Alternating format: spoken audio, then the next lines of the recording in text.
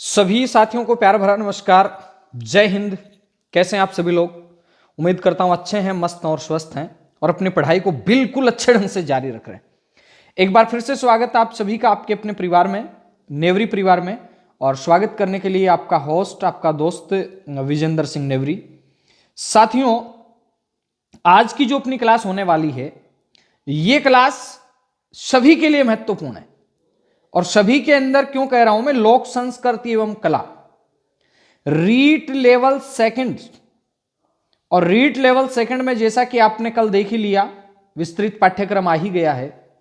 उसमें राजस्थान जो जीके, उसके अंदर कला संस्कृति का विशेष योगदान है। और ये कक्षा 6 की जो हमारा राजस्थान है, उसमें से ये लेशन है, लास्ट लेशन आज, इसको अपन कवर करेंगे। और ये शानदार और जानदार क्लास होने वाली है। एक ही क्लास के अंदर बहुत सारी सीख चीजें आपको इससे मिलने वाली हैं। तो बिना किसी देरी के वे लग जाएं। रीट लेवल जो फर्स्ट है, उसके अंदर भी कला संस्कृति का पार्ट आना है, वो भी लोग तैयार रहें।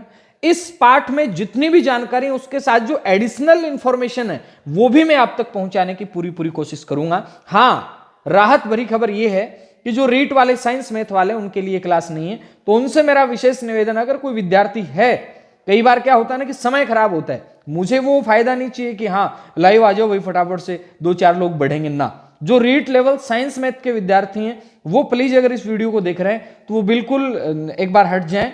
हाँ, उसके बाद जैसे आपका एग्जाम हो जाता है, पटवार वगैरह है, वन रक्षक, वनपाल, उन सब में आपके लिए क्लास काम में आने वाली।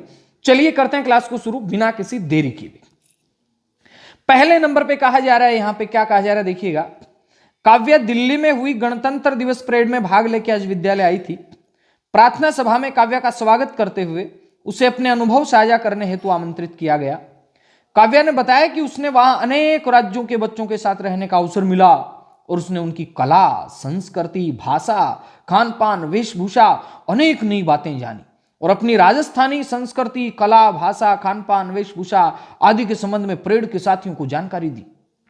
प्रार्थना सभा के बाद कक्षा में पहुंचकर अध्यापिका ने कहा, आज हम भी राजस्थान की संस्कृति और कला के बारे में विस्तार से जानने का प्रयास करेंगे।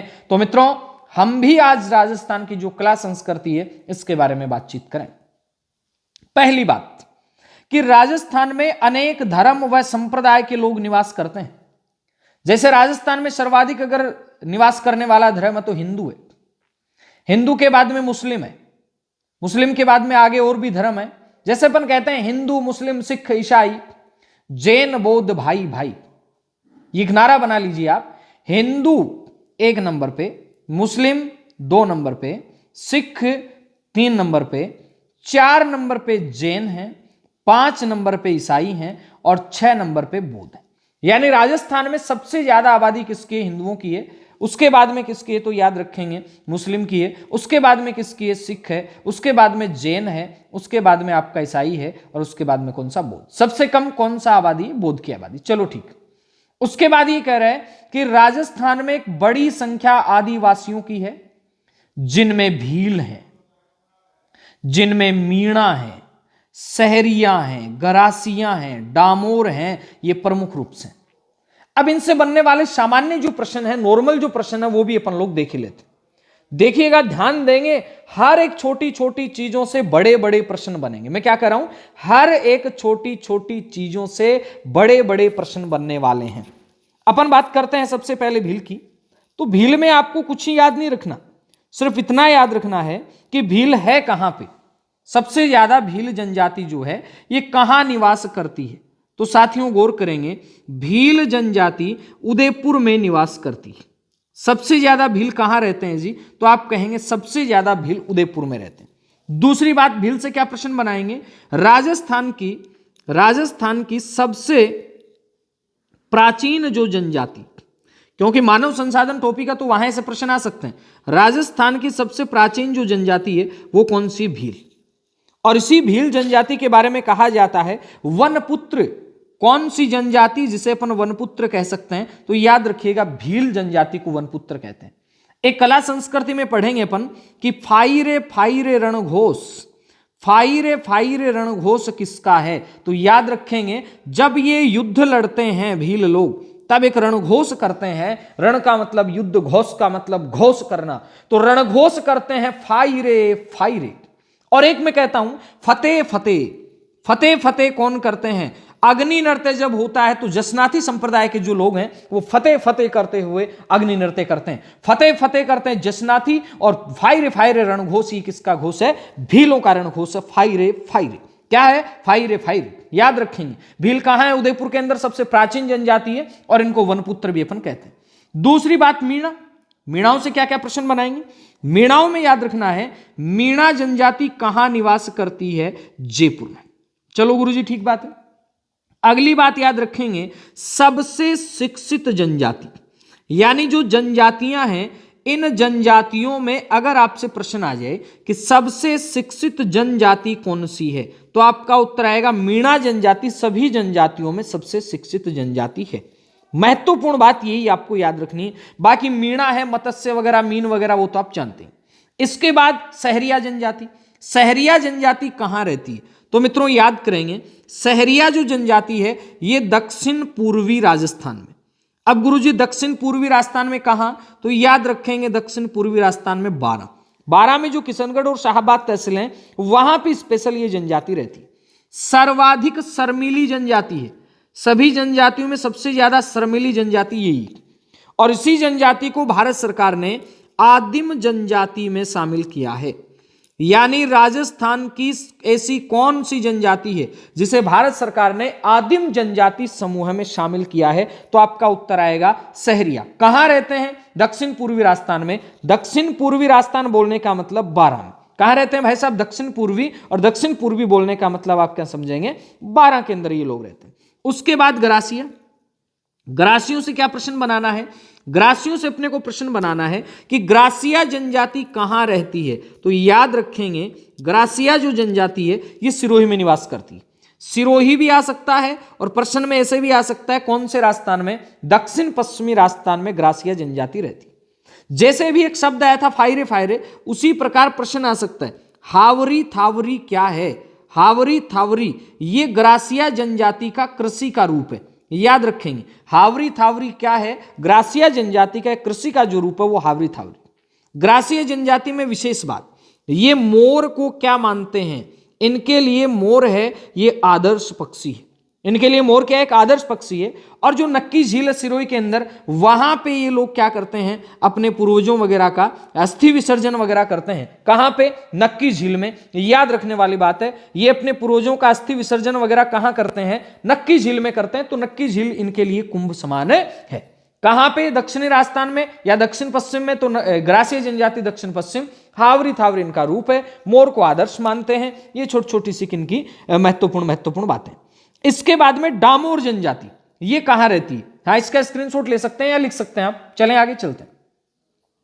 अगली बात भाई साहब आएगी इसमें कि ये जो डामोर जनजाति है ये कहां रहती है? तो साथियों याद करेंगे डामोर जनजाति रहती है डूंगरपुर में। डामोर जनजाति डूंगरपुर बांसवाड़ा में रहती है, राजस्थान की एक महत्वपूर्ण जनजाति है। इसके अलावा जनजातियां गुरुजी और भी हैं, बिल्कुल है। एक सांसी जनजाति। सांसी जनजाति याद रखेंगे जो झुंझुनू वाला क्षेत्र है, और झुंझुनू के साथ जो भरतपुर वाला क्षेत्र है, इसके अंदर कौन सी जनजाति निवास करती है? सांसी जनजाति निवास करती है। क्या क्या प्रश्न है सांसी जनजाति से? याद रखेंगे ये लोमड़ी का, बंदर का, सांड का मांस खाते हैं।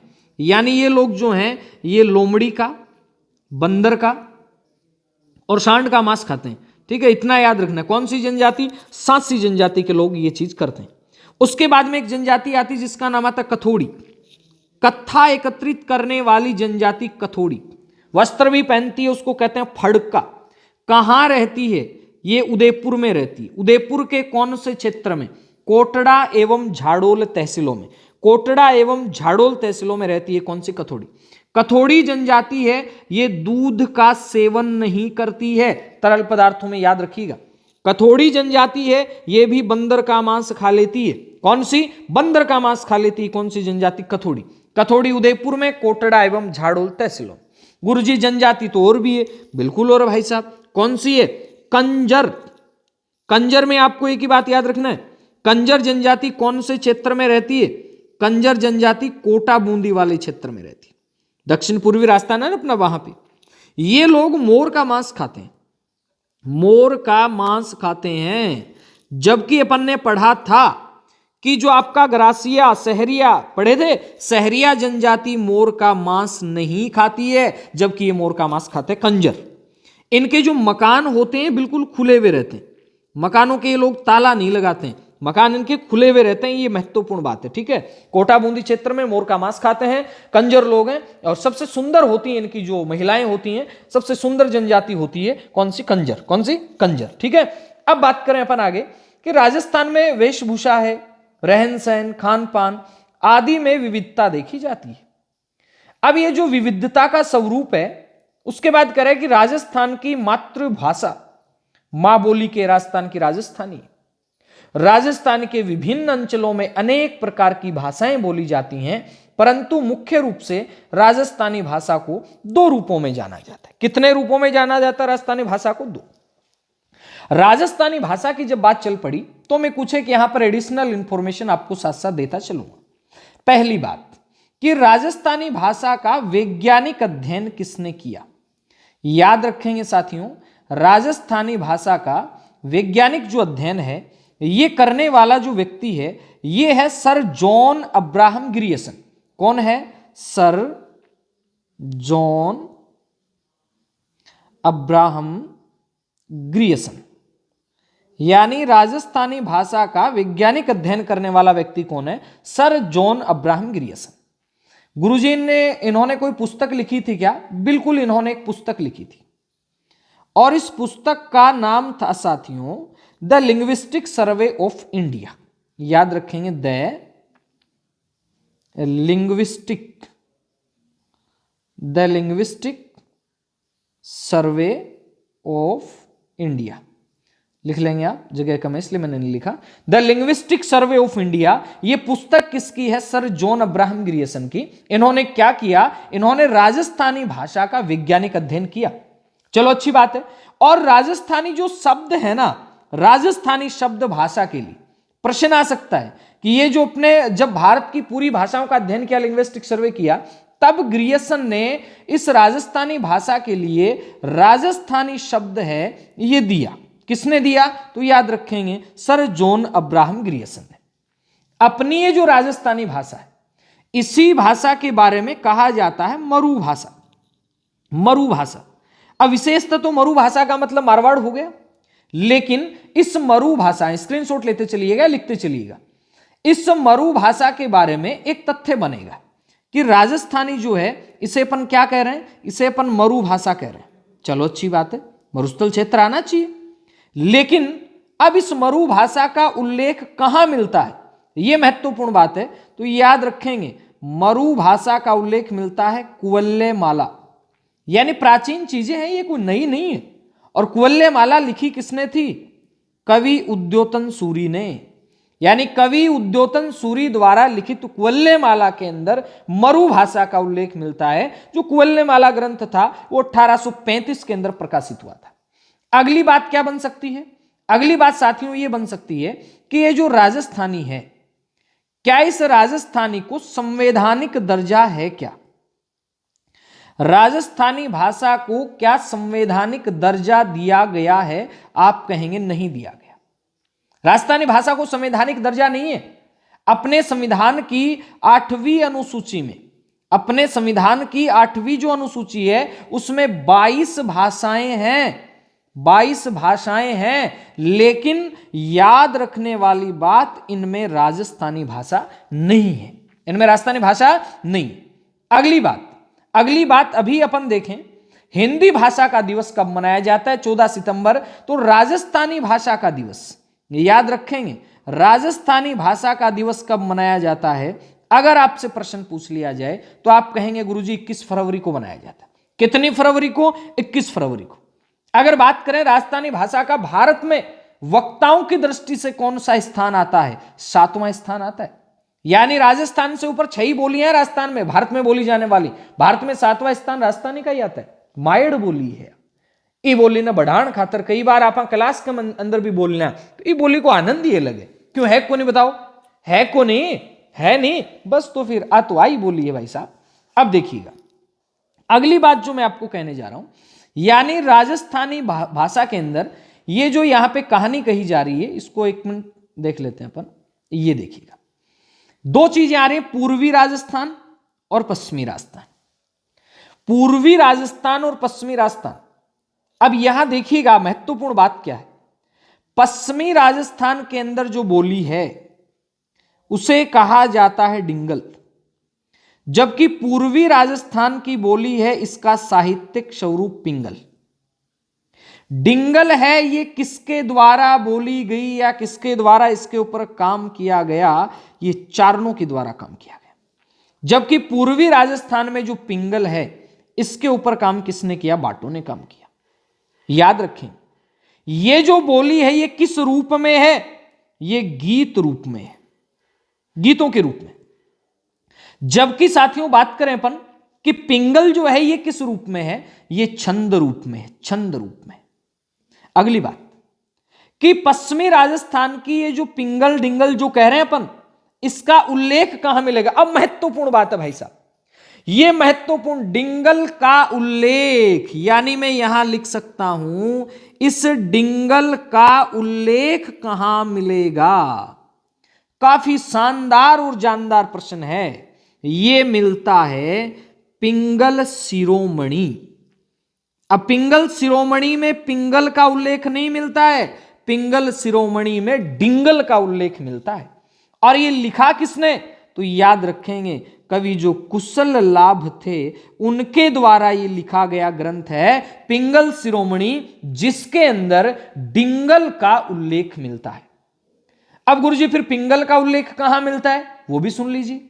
पिंगल का जो उल्लेख मिलेगा मित्रों, वो कहां मिलेगा, उसके लिए आपको एक नाम याद करना है, वंश भास्कर। और वंश भास्कर किसने लिखा था, वंश भास्कर ये लिखा था सूर्यमल मिश्रण ने, सूर्यमल मिश्रण।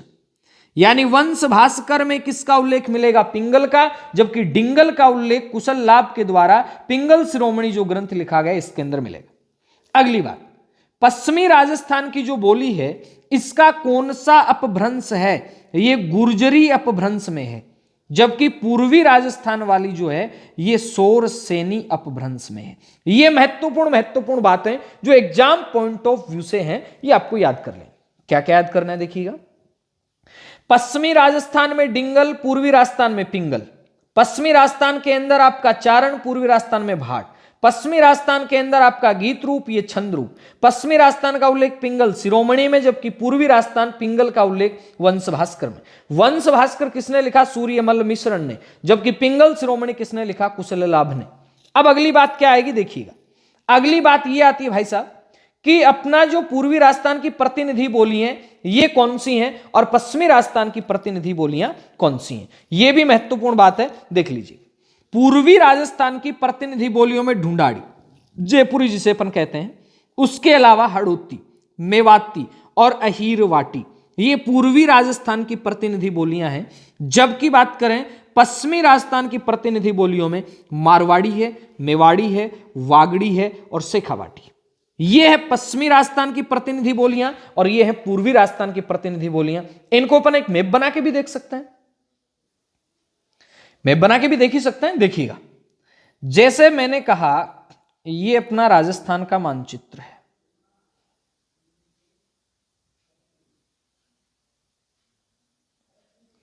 अब भाई साहब यहां पे क्या कर रहे हैं, भाई साहब ने दो भाग कर दिए, ऐसे कौन कौन से कर दिए देख लेते हैं। पूर्वी राजस्थान की प्रतिनिधि बोलियों में ढूंढाड़ी, पूर्वी राजस्थान की प्रतिनिधि बोलियों में हाड़ौती, पूर्वी राजस्थान की प्रतिनिधि बोली में मेवाती, पूर्वी राजस्थान की प्रतिनिधि बोली में अहीरवाटी, पश्चिमी राजस्थान की प्रतिनिधि बोलियों में मारवाड़ी। अब मेवाड़ी ऐसे, तो ऐसे ऐसे बनाओ इस लाइन को, ऐसे मेवाड़ी, वागड़ी और शेखावाटी, ये पश्चिमी राजस्थान की प्रतिनिधि बोली हैं और ये पूर्वी राजस्थान की प्रतिनिधि बोली हैं। ये आपको याद करने वाली बातें, ठीक है। इसके बाद और क्या क्या है देखिएगा, अगर अपन एक एक बोली को लेते हुए चलें, टॉपिक लग ही गया रीट के अंदर तो लेते चल ही लें। महत्वपूर्ण बातें क्या है, अगर मारवाड़ी बोली की अपन बात करें तो इसमें याद रखने वाली बात है कि राजस्थान में क्षेत्रफल की दृष्टि से, याद क्या रखना है, राजस्थान में क्षेत्रफल की दृष्टि से सबसे बड़ी बोली यही है, बड़ी है, महत्वपूर्ण। मारवाड़ी का उल्लेख अभी बताया मैंने कुवल्ले माला ग्रंथ में मिलता है। इसका एरिया कौन सा है, ये पश्चिमी राजस्थान में मुख्य रूप से बोली जाएगी। कौन सी, मारवाड़ी। अब प्रश्न बनेगा कि मारवाड़ी विशुद्ध रूप से कहां बोली जाती है, तो याद रखेंगे मारवाड़ी विशुद्ध रूप से जोधपुर में बोली जाती है। बाकी मारवाड़ी की कई सी उपबोलियां हैं, जैसे कौन कौन सी हैं। अब नागौरी है, ये किसका एक पार्ट है, मारवाड़ी का पार्ट है। जैसे मैंने कहा गोडवाड़ी है, ये किसका पार्ट है, मारवाड़ी का पार्ट है। मैंने कहा देवड़ा वाटी है, ये किसका पार्ट है, मारवाड़ी का पार्ट है। मैंने कहा आपका ओसवाली है, जोधपुर में बोली जाती है, मारवाड़ी का पार्ट है। मैंने कहा शेखावाटी है, ये भी मारवाड़ी का ही पार्ट है, शेखावाटी बोली भी। बीकानेरी है, ये किसका भाग है, ये भी आपका मारवाड़ी का ही भाग है। उसके बाद में मैंने कहा ढटकी बोली है, किसका भाग है, ये भी मारवाड़ी का ही भाग है। ये आपको याद रखना। अगली महत्वपूर्ण बात मारवाड़ी से, राजस्थान की मानक बोली किसे कहा जाता है, राजस्थान की स्टैंडर्ड लैंग्वेज किसे कहा जाता है, तो आपका उत्तर आएगा मारवाड़ी को। उसके बाद मारवाड़ी है, इसको मुख्य और भी कहा माना गया, बिल्कुल। अबुल फजल ने एक ग्रंथ लिखा था आईने अकबरी, और अबुल फजल के आईने अकबरी के अंदर भी इस जो मारवाड़ी की बात कर रहे हैं अपन, इसका उल्लेख मिलता है। और एक मुख्य कथन और आता है, यह मैं लिख देता हूं, आप नोट कर लीजिएगा, ऐसा प्रश्न आ सकता है। कथन क्या है, कथन साहित्यक एलपी तेसी तोरी ने कहा था कि डिंगल ही मारवाड़ी है। क्या कहा, डिंगल ही मारवाड़ी है, डिंगल ही राजस्थानी, डिंगल ही मारवाड़ी है और डिंगल ही राजस्थानी है। ऐसा कथन किसने कहा, तो याद रखेंगे ऐसा कथन कहा एलपी तेसी तोरी। किसने कहा भाई साहब, याद रखें एलपी तेसी तोरी। और एलपी तेसी तोरी की पूरी जानकारी मैं आपको अलग व्यक्तित्व पढ़ाऊंगा, वहां दे दूंगा। डिंगली मारवाड़ी है, डिंगली राजस्थानी, कथन किसका है, एलपी तेसी तोरी का। ये तो होगी गुरुजी मारवाड़ी की बातें, चलो होगी। इसके बाद अपन लेते हैं मेवाड़ी। मेवाड़ी से क्या क्या प्रश्न बन सकता है, देख लेते हैं अपन क्या क्या प्रश्न बन सकते हैं। मेवाड़ी में आपको इतना ही याद रखना है कि मेवाड़ी है, ये मारवाड़ की अपन कहें एक रूप से प्रकार था। मेवाड़ी और मारवाड़ी में मुख्य जो अंतर है वो क्रिया व्यवहार का अंतर है। मेवाड़ी और मारवाड़ी में क्रिया व्यवहार का अंतर है, और मेवाड़ी दक्षिणी राजस्थान में बोली जाती है। इसका प्रथम साक्ष्य, मेवाड़ी बोली का प्रथम जो साक्ष्य है, ये अपन जगत जो अंबिका मंदिर है, कौन सा मंदिर, जगत अंबिका मंदिर है। कहां पे भाई साहब, जगत अंबिका मंदिर, तो याद रखिएगा जगत अंबिका मंदिर उदयपुर में, यहां पे मेवाड़ी बोली है, इसका साक्ष्य मिलता है।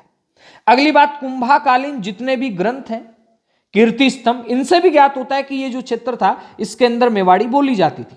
इस बात से भी इस चीज की पुष्टि होती है कि यहां मेवाड़ी बोली जाती थी। अगली क्या बात है, अगली याद रखनी, क्षेत्र कौन सा है, तो अभी बताया उदयपुर, भीलवाड़ा, चित्तौड़, राजसमंद, प्रतापगढ़, इनमें बोली जाती है। चलो ठीक बात। अगली बात, वागड़ी। वागड़ी से एक प्रश्न याद रखना है, इसके ऊपर गुजराती भाषा का प्रभाव, और जो आपका संत मावजी थे इनकी रचनाएं, यानी संत मावजी की रचनाएं कौन सी में है, वागड़ी में। अगली बात, इसे जॉन अब्राहम ग्रियर्सन ने क्या कहा, भीलों की बोली कहा। कौन सी बोली को, वागड़ी को। किसने कहा, सर जॉन अब्राहम ग्रियर्सन ने। क्या कहा, भीलों की बोली। इसका एरिया कौन सा है, वो ही दक्षिणी राजस्थान है, डूंगरपुर, बांसवाड़ा, सिरोही, प्रतापगढ़ का दक्षिणी भाग, आदि आदि इसका क्षेत्र है। इसके बाद बात करते हैं अपन शेखावाटी की। किसकी बात करें, शेखावाटी। अब शेखावाटी से गुरुजी क्या क्या प्रश्न बनेंगे, शेखावाटी कहां बोली जाती है, पहला प्रश्न तो यही है ना, बताओ शेखावाटी कहां बोली जाती है। शेखावाटी शेखावाटी क्षेत्र में बोली जाएगी, और शेखावाटी क्षेत्र कौन सा है, तो आपको बताइए, सीकर, चुरू, झुंझुनू का, और इसका कोई विशेष प्रश्न बनेगा नहीं, ठीक है। इसके बाद ढूंढाड़ी से, ढूंढाड़ी में आपको याद रखना है, ढूंढाड़ी को झाड़साई या जयपुरी भी कहते हैं, यहां लिखा नहीं है, मैं लिख देता हूं। यानी ये जो ढूंढाड़ी जयपुर क्षेत्र में है, इस ढूंढाड़ी जो पूर्वी राजस्थान की बोलियों में आ गई, ढूंढाड़ी जो क्षेत्र, इसको क्या कहते हैं भाषा को, झाड़साही या जयपुरी। प्रश्न आ सकता है कि ढूंढाड़ी को क्या कहा जाता है, झाड़ साई या जयपुरी कहते हैं। और 18वीं सदी में जो 8 देश गुजरी नामक पुस्तक थी, ढूंढाड़ी का उल्लेख कौन सी पुस्तक में मिलता है, 8 देश गुजरी, इसके अंदर मिलता है किसका, ढूंढाड़ी का उल्लेख।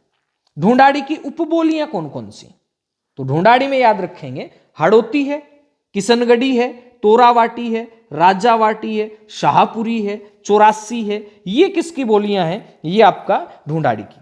काठेड़ी है, ये भी इसी के क्षेत्र में है, ये आपके जयपुर के दक्षिणी भाग में बोली जाती है। जयपुर के दक्षिणी भाग में कौन सी बोली बोली जाती है, तो याद रखेंगे काठेड़ी। कौन सी, काठेड़ी। एक नागरचोल भी है, नागरचोल भी इसी का हिस्सा है, ठीक है, ज्यादा कोई खास बात नहीं। अगला हड़ौती, हड़ौती में आपको याद ही रखना है दक्षिण पश्चिमी राजस्थान। हड़ौती में एक ही बात याद रखनी है कि हड़ौती बोली कहां बोली जाती है, हड़ौती दक्षिण पश्चिमी राजस्थान में बोली जाती है। कहां बोली जाती है भाई साहब हड़ौती, दक्षिण पश्चिमी राजस्थान। अगली बात, इसमें भी गुजराती का मिश्रण है, चलो अच्छी बात है। हड़ौती का उल्लेख पहली बार कहां हुआ, तो याद रखेंगे ये केलोग हिंदी व्याकरण आई थी, केलोग हिंदी व्याकरण। इस केलोग हिंदी व्याकरण के अंदर जो 1875 में बताया जाता आई थी, उसके अंदर इस हाड़ौती का उल्लेख मिलता है। और सूर्यमल मिश्रण की जो रचनाएं हैं वो तो सारी की सारी हाड़ौती के अंदर, ठीक है, इतना ही याद रखना आपको। मेवाती, मेवाती में याद रखेंगे, मेवाती कहां पे, मेवात क्षेत्र, अलवर भरतपुर वाला क्षेत्र। मेवाती से और क्या विशेष प्रश्न देख लेते हैं अपन। मेवाती में ये प्रश्न मुझे लगता है आ जाएगा कि संत सहजोबाई, संत सहजोबाई और दयाबाई, संत सहजोबाई एवं दयाबाई, चाहे लालदास जी महाराज रहे, चाहे डूंगर सिंह रहे, इन सब की रचनाएं किसमें देखी जाती हैं, मेवाती बोली में। किस कौन सी बोली में, मेवाती बोली के अंदर इन सब की रचनाएं देखी जाती। अगली बात, मेवाती है, अलवर भरतपुर में इनकी रचनाएं देखी जाती है। ये बोली काम करती है, यानी राजस्थानी और हरियाणवी, हरियाणवी इसके मध्य में एक पुल का काम करती है, सेतु का काम करती है, क्योंकि अलवर भरतपुर वाले क्षेत्र में है, इसलिए सेतु का काम ये करती है। कौन सी, मेवाती। ये थी बात कौन सी भाषा की, मेवाती की। अब इसके बाद में और भी है, देख लेते हैं अपन क्या क्या। आगे चलिएगा, हाँ आगे पश्चिमी राजस्थान की प्रतिनिधि बोलियां आ गई। हमारे राजस्थान सांस्कृतिक दृष्टि से विविधतापूर्ण है, यह भाषा, वेशभूषा, खान पान, रीति रिवाज आदि में अंतर देखने को मिलता है। इसलिए कहीं दाल ढोकला खाते हैं तो कहीं दाल बाटी, कहीं बाजरे का खीस तो कहीं मक्के की रोटी, तो कहीं केर की सांती, केर सांती। दाल बाटी चूरमा, राजस्थानी सूरमा, हो जाओ तैयार भाई हैं, जीभ लपलपा होगी थारी दाल बाटी देख के। घेवर भी खाते हैं, मक्के की रोटी भी खाते हैं, सरसों का साग नहीं खाते हैं अपने यहाँ पे। अब देखिएगा, अठे गुलगुला भी खावे, क्या खावे, गुलगुला, और अ क्लास तो है ही गुलगुला नहीं क्लास, ठीक है। तो फटाफट से, मैं कहना भूल गया, इतनी देर कहा ही नहीं आपको है, फटाफट से एक बार शेयर कर दीजिएगा, अपने सभी मित्रों तक इस क्लास को पहुंचा दीजिएगा। बड़ी ही आनंददायक क्लास है, और एक क्लास के अंदर अपन बहुत सारा मैटर कवर करने वाले हैं। ऐसा नहीं कि इसके अंदर 2 लाइन दे रखी है वही पढ़ के आगे चल पड़े ना, उससे रिलेटेड जो एडिशनल इंफॉर्मेशन है, जो उसके संबंधित जो जानकारियां हैं, वो भी अपन लोग पूरी करने वाले हैं। चलें आगे चलते हैं। अब देखिएगा आगे आ रहा है, हाँ बाजरा को खींचड़ो देख लो, थाली भर के लाई खींचड़ो, ऊपर गी की बाट की, जीमो मारा श्याम धनी, जीमा वे बेटी जाट की, बोई खींचड़ो है यो। केर सांगरी है, चूरमो है, ए राजस्थानी का खान पान है, राजस्थानी कल्चर है या। अब देखिएगा, अब बात आती वेशभूषा की। वेशभूषा में क्या क्या प्रश्न बना सकते हैं, हालांकि वेशभूषा टॉपिक है, इसको अलग से भी लेके आऊंगा मैं। वेशभूषा में आपको ज्यादा कोई लंबी चौड़ी चीजें याद नहीं रखनी है। राजस्थानी वेशभूषा अपने चटक रंगों के लिए जानी जाती हैं। पारंपरिक राजस्थानी परिधान काफी सुंदर और आरामदायक होते हैं। महिलाएं हैं, ये घाघरा, चोली, रंग बिरंगी गोटा लगी ओढ़नी पहनती हैं। पुरुषों का पारंपरिक परिधान धोती कुर्ता, कुर्ता पायजामा है। स्वाभिमान और सम्मान का प्रतीक माने जाने वाली राजस्थानी पगड़ी बहुत आकर्षक है। वर्तमान में पश्चिमी वेशभूषा का प्रभाव बढ़ता जा रहा है, फिर भी राजस्थान की बहुरंगी वेशभूषा है, ये आपका क्या है, महत्वपूर्ण रूप से मानी जाती है। अब देखिएगा, बात करें पगड़ी की, बात आई तो मैं पगड़ी से संबंधित कुछ बातें करूं यहां आपके सामने। ये देखिएगा, ये आ रहा राजस्थानी पगड़ी। पगड़ी में एक बात याद रखेंगे कि केसरिया रंग की पगड़ी गुरुजी कद पहरी जाती? जब युद्ध लड़ा जाता उस समय कौन सी पगड़ी? केसरिया रंग की पगड़ी, केसरिया पगड़ी युद्ध के समय। और पगड़ी के अंदर पगड़ी के जो नाम है अलग अलग, ये कौन कौन से याद रखेंगे? पगड़ी को पाग भी कहते हैं, पगड़ी को बागा भी कहते हैं, पगड़ी को साफा भी कहते हैं, पगड़ी को पेंचा भी कहते हैं। पेंच आता पगड़ी के लगाने का भी आता है। लाल रंग का लहरिया भी होता, बाऊ भी पगड़ी बनाता। पांच रंगा की पगड़ी होती, नीली पीली हरी, अलग अलग मौका पर अलग अलग पगड़ी है बावया करती। विवाह का अवसर पर एक पगड़ी बांधता, बिन बोलता मोठड़े की पगड़ी। किसकी पगड़ी? मोठड़े की पगड़ी कहते। मोठड़ा की पगड़ी के अवसर पर बांधी जाती, विवाह का अवसर पर बांधी जाती। जबकि लहरिया की पगड़ी कद बांधी जाती? आपने सावन में। मदील की पगड़ी ये दशहरे के दिन कौन सी पगड़ी? मदील की पगड़ी याद रखेंगे। उदयपुर की जो की पगड़ी ये बात चपटी होती, मारवाड़ की पगड़ी ये बात छज्जादार होती, जयपुर की पगड़ी खूंटेदार। आ सके का प्रश्न कि चपटी पगड़ी कहां की? तो याद रखेंगे उदयपुर की।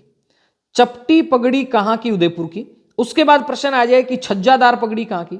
छज्जादार, तो याद रखेंगे छज्जादार पगड़ी, खिड़कीदार पगड़ी मारवाड़ की। पगड़ियां का बिया का वह कि हाँ, आप फोटो कोने नहीं, फोटो दिखा देता था। खूंटादार पगड़ी कटा की? खूंटेदार, तो खूंटेदार पगड़ी जयपुर की। कहां की है? जयपुर की। ठीक है। सबसे ज्यादा प्रसिद्ध पगड़ी है ये मेवाड़ की पगड़ी है। मेवाड़ के महाराणा को पगड़ी बांधने वाले व्यक्ति को छापदार कहते थे। मेवाड़ की जो प्रारंभिक पगड़ी थी ये खिड़कीदार आधारित होती थी। ठीक है। मेवाड़ के अंदर पगड़ी, मेवाड़ में पगड़ी कहते हैं, मारवाड़ में इसी चीज को साफा कह देते हैं। पगड़ियों के कई से प्रकार, अमरशाही, उदयशाही, खंजरशाही, शिवशाही, विजयशाही, बहुत सारी पगड़ियां का प्रकार। पगड़ी के अलावा और भी कुछ होता है क्या? हाँ बिल्कुल होता है। प्रश्न आ जाए अपने वस्त्रों के अंदर ही बात कर रहे हैं अपन। एक अंगरखी क्या है? अंगरखी किसके पहनने का वस्त्र है? याद बताओ देखिए। अंगरखी का मतलब क्या? अंग को रखने वाला, ये शरीर के ऊपरी भाग में पहना जाने वाला वस्त्र है। ठीक है, इतनी बात याद रखनी, आदिवासी लोगों का भी है। उसके बाद में अंगरखी के ऊपर एक पहना जाता चुग्गा या चोगो, जिन बोला आप, चुग्गो या चोगो बोला। ठीक है। उसके बाद में एक आता आत्मसुख। आत्मसुख किसका है वस्त्र? तो याद रखेंगे ये वस्त्र पुरुषों का है। सर्दी में ओढ़ी जाने वाली ऊनी कंबल होती है। आत्मन सुख मिल जाए, आत्मसुख याद रखूंगा। सबसे पुराना आत्मसुख कटे है, सबसे पुराना जो आत्मसुख है ये सिटी पैलेस में भाई साहब। सिटी पैलेस गुरुजी कटे है, तो याद रखूंगा सिटी पैलेस जयपुर में। सिटी पैलेस जयपुर में भी, सिटी पैलेस उदयपुर के अंदर भी। ठीक है, याद रखूंगा। एक बाद में आत्मसुख है ना, इन आपा कश्मीरी फिरण आवे। कश्मीरी फिरण कई बार देखा होगा, ऊपर से लेकर नीचे पगातान लटकेड़ो आवे एक सर्दी को जोगाड़, बिन बोले जाए आत्मसुख। बी के बाद में एक जामा, प्रश्न आ जाए जामा के, ये भी ऊपरी भाग में पहने जाने वाला वस्त्र है। उसके बाद में आ जाए पटका या कमरबंद, ये कमर के ऊपर बांधा जाने वाला वस्त्र है। ठीक है। और धोती तो थे जानो यो के वे इम बताने की था ना आवश्यकता को। बात कर महिला का कौन सा आभूषण अपना राजस्थान में और कौन सा प्रश्न आस्क है?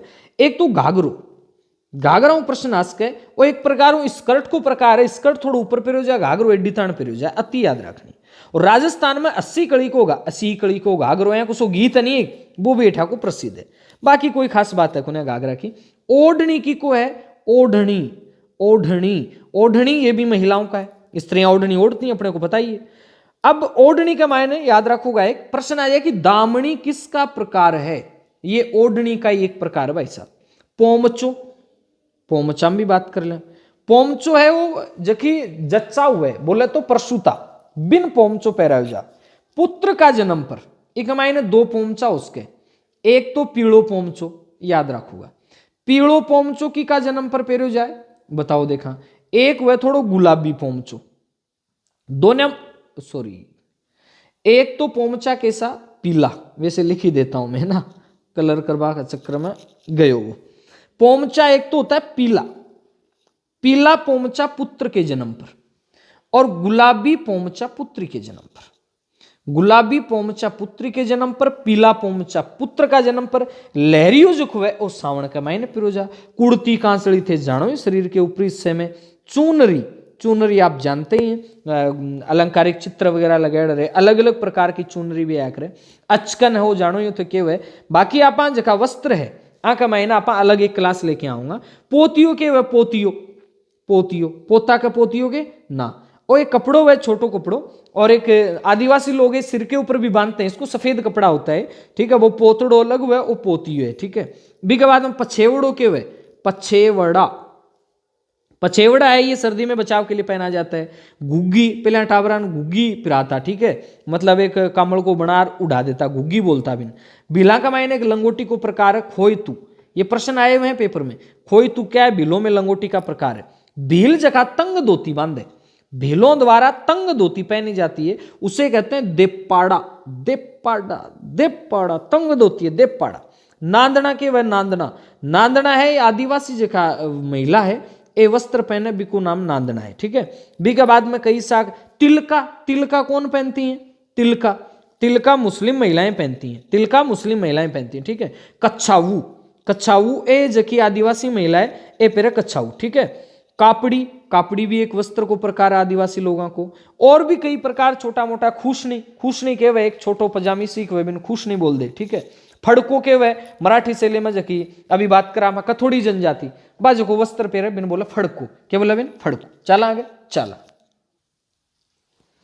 तो इसके बाद में आगे वस्त्रों से जैसे और भी प्रश्न बनेंगे बहुत सारे।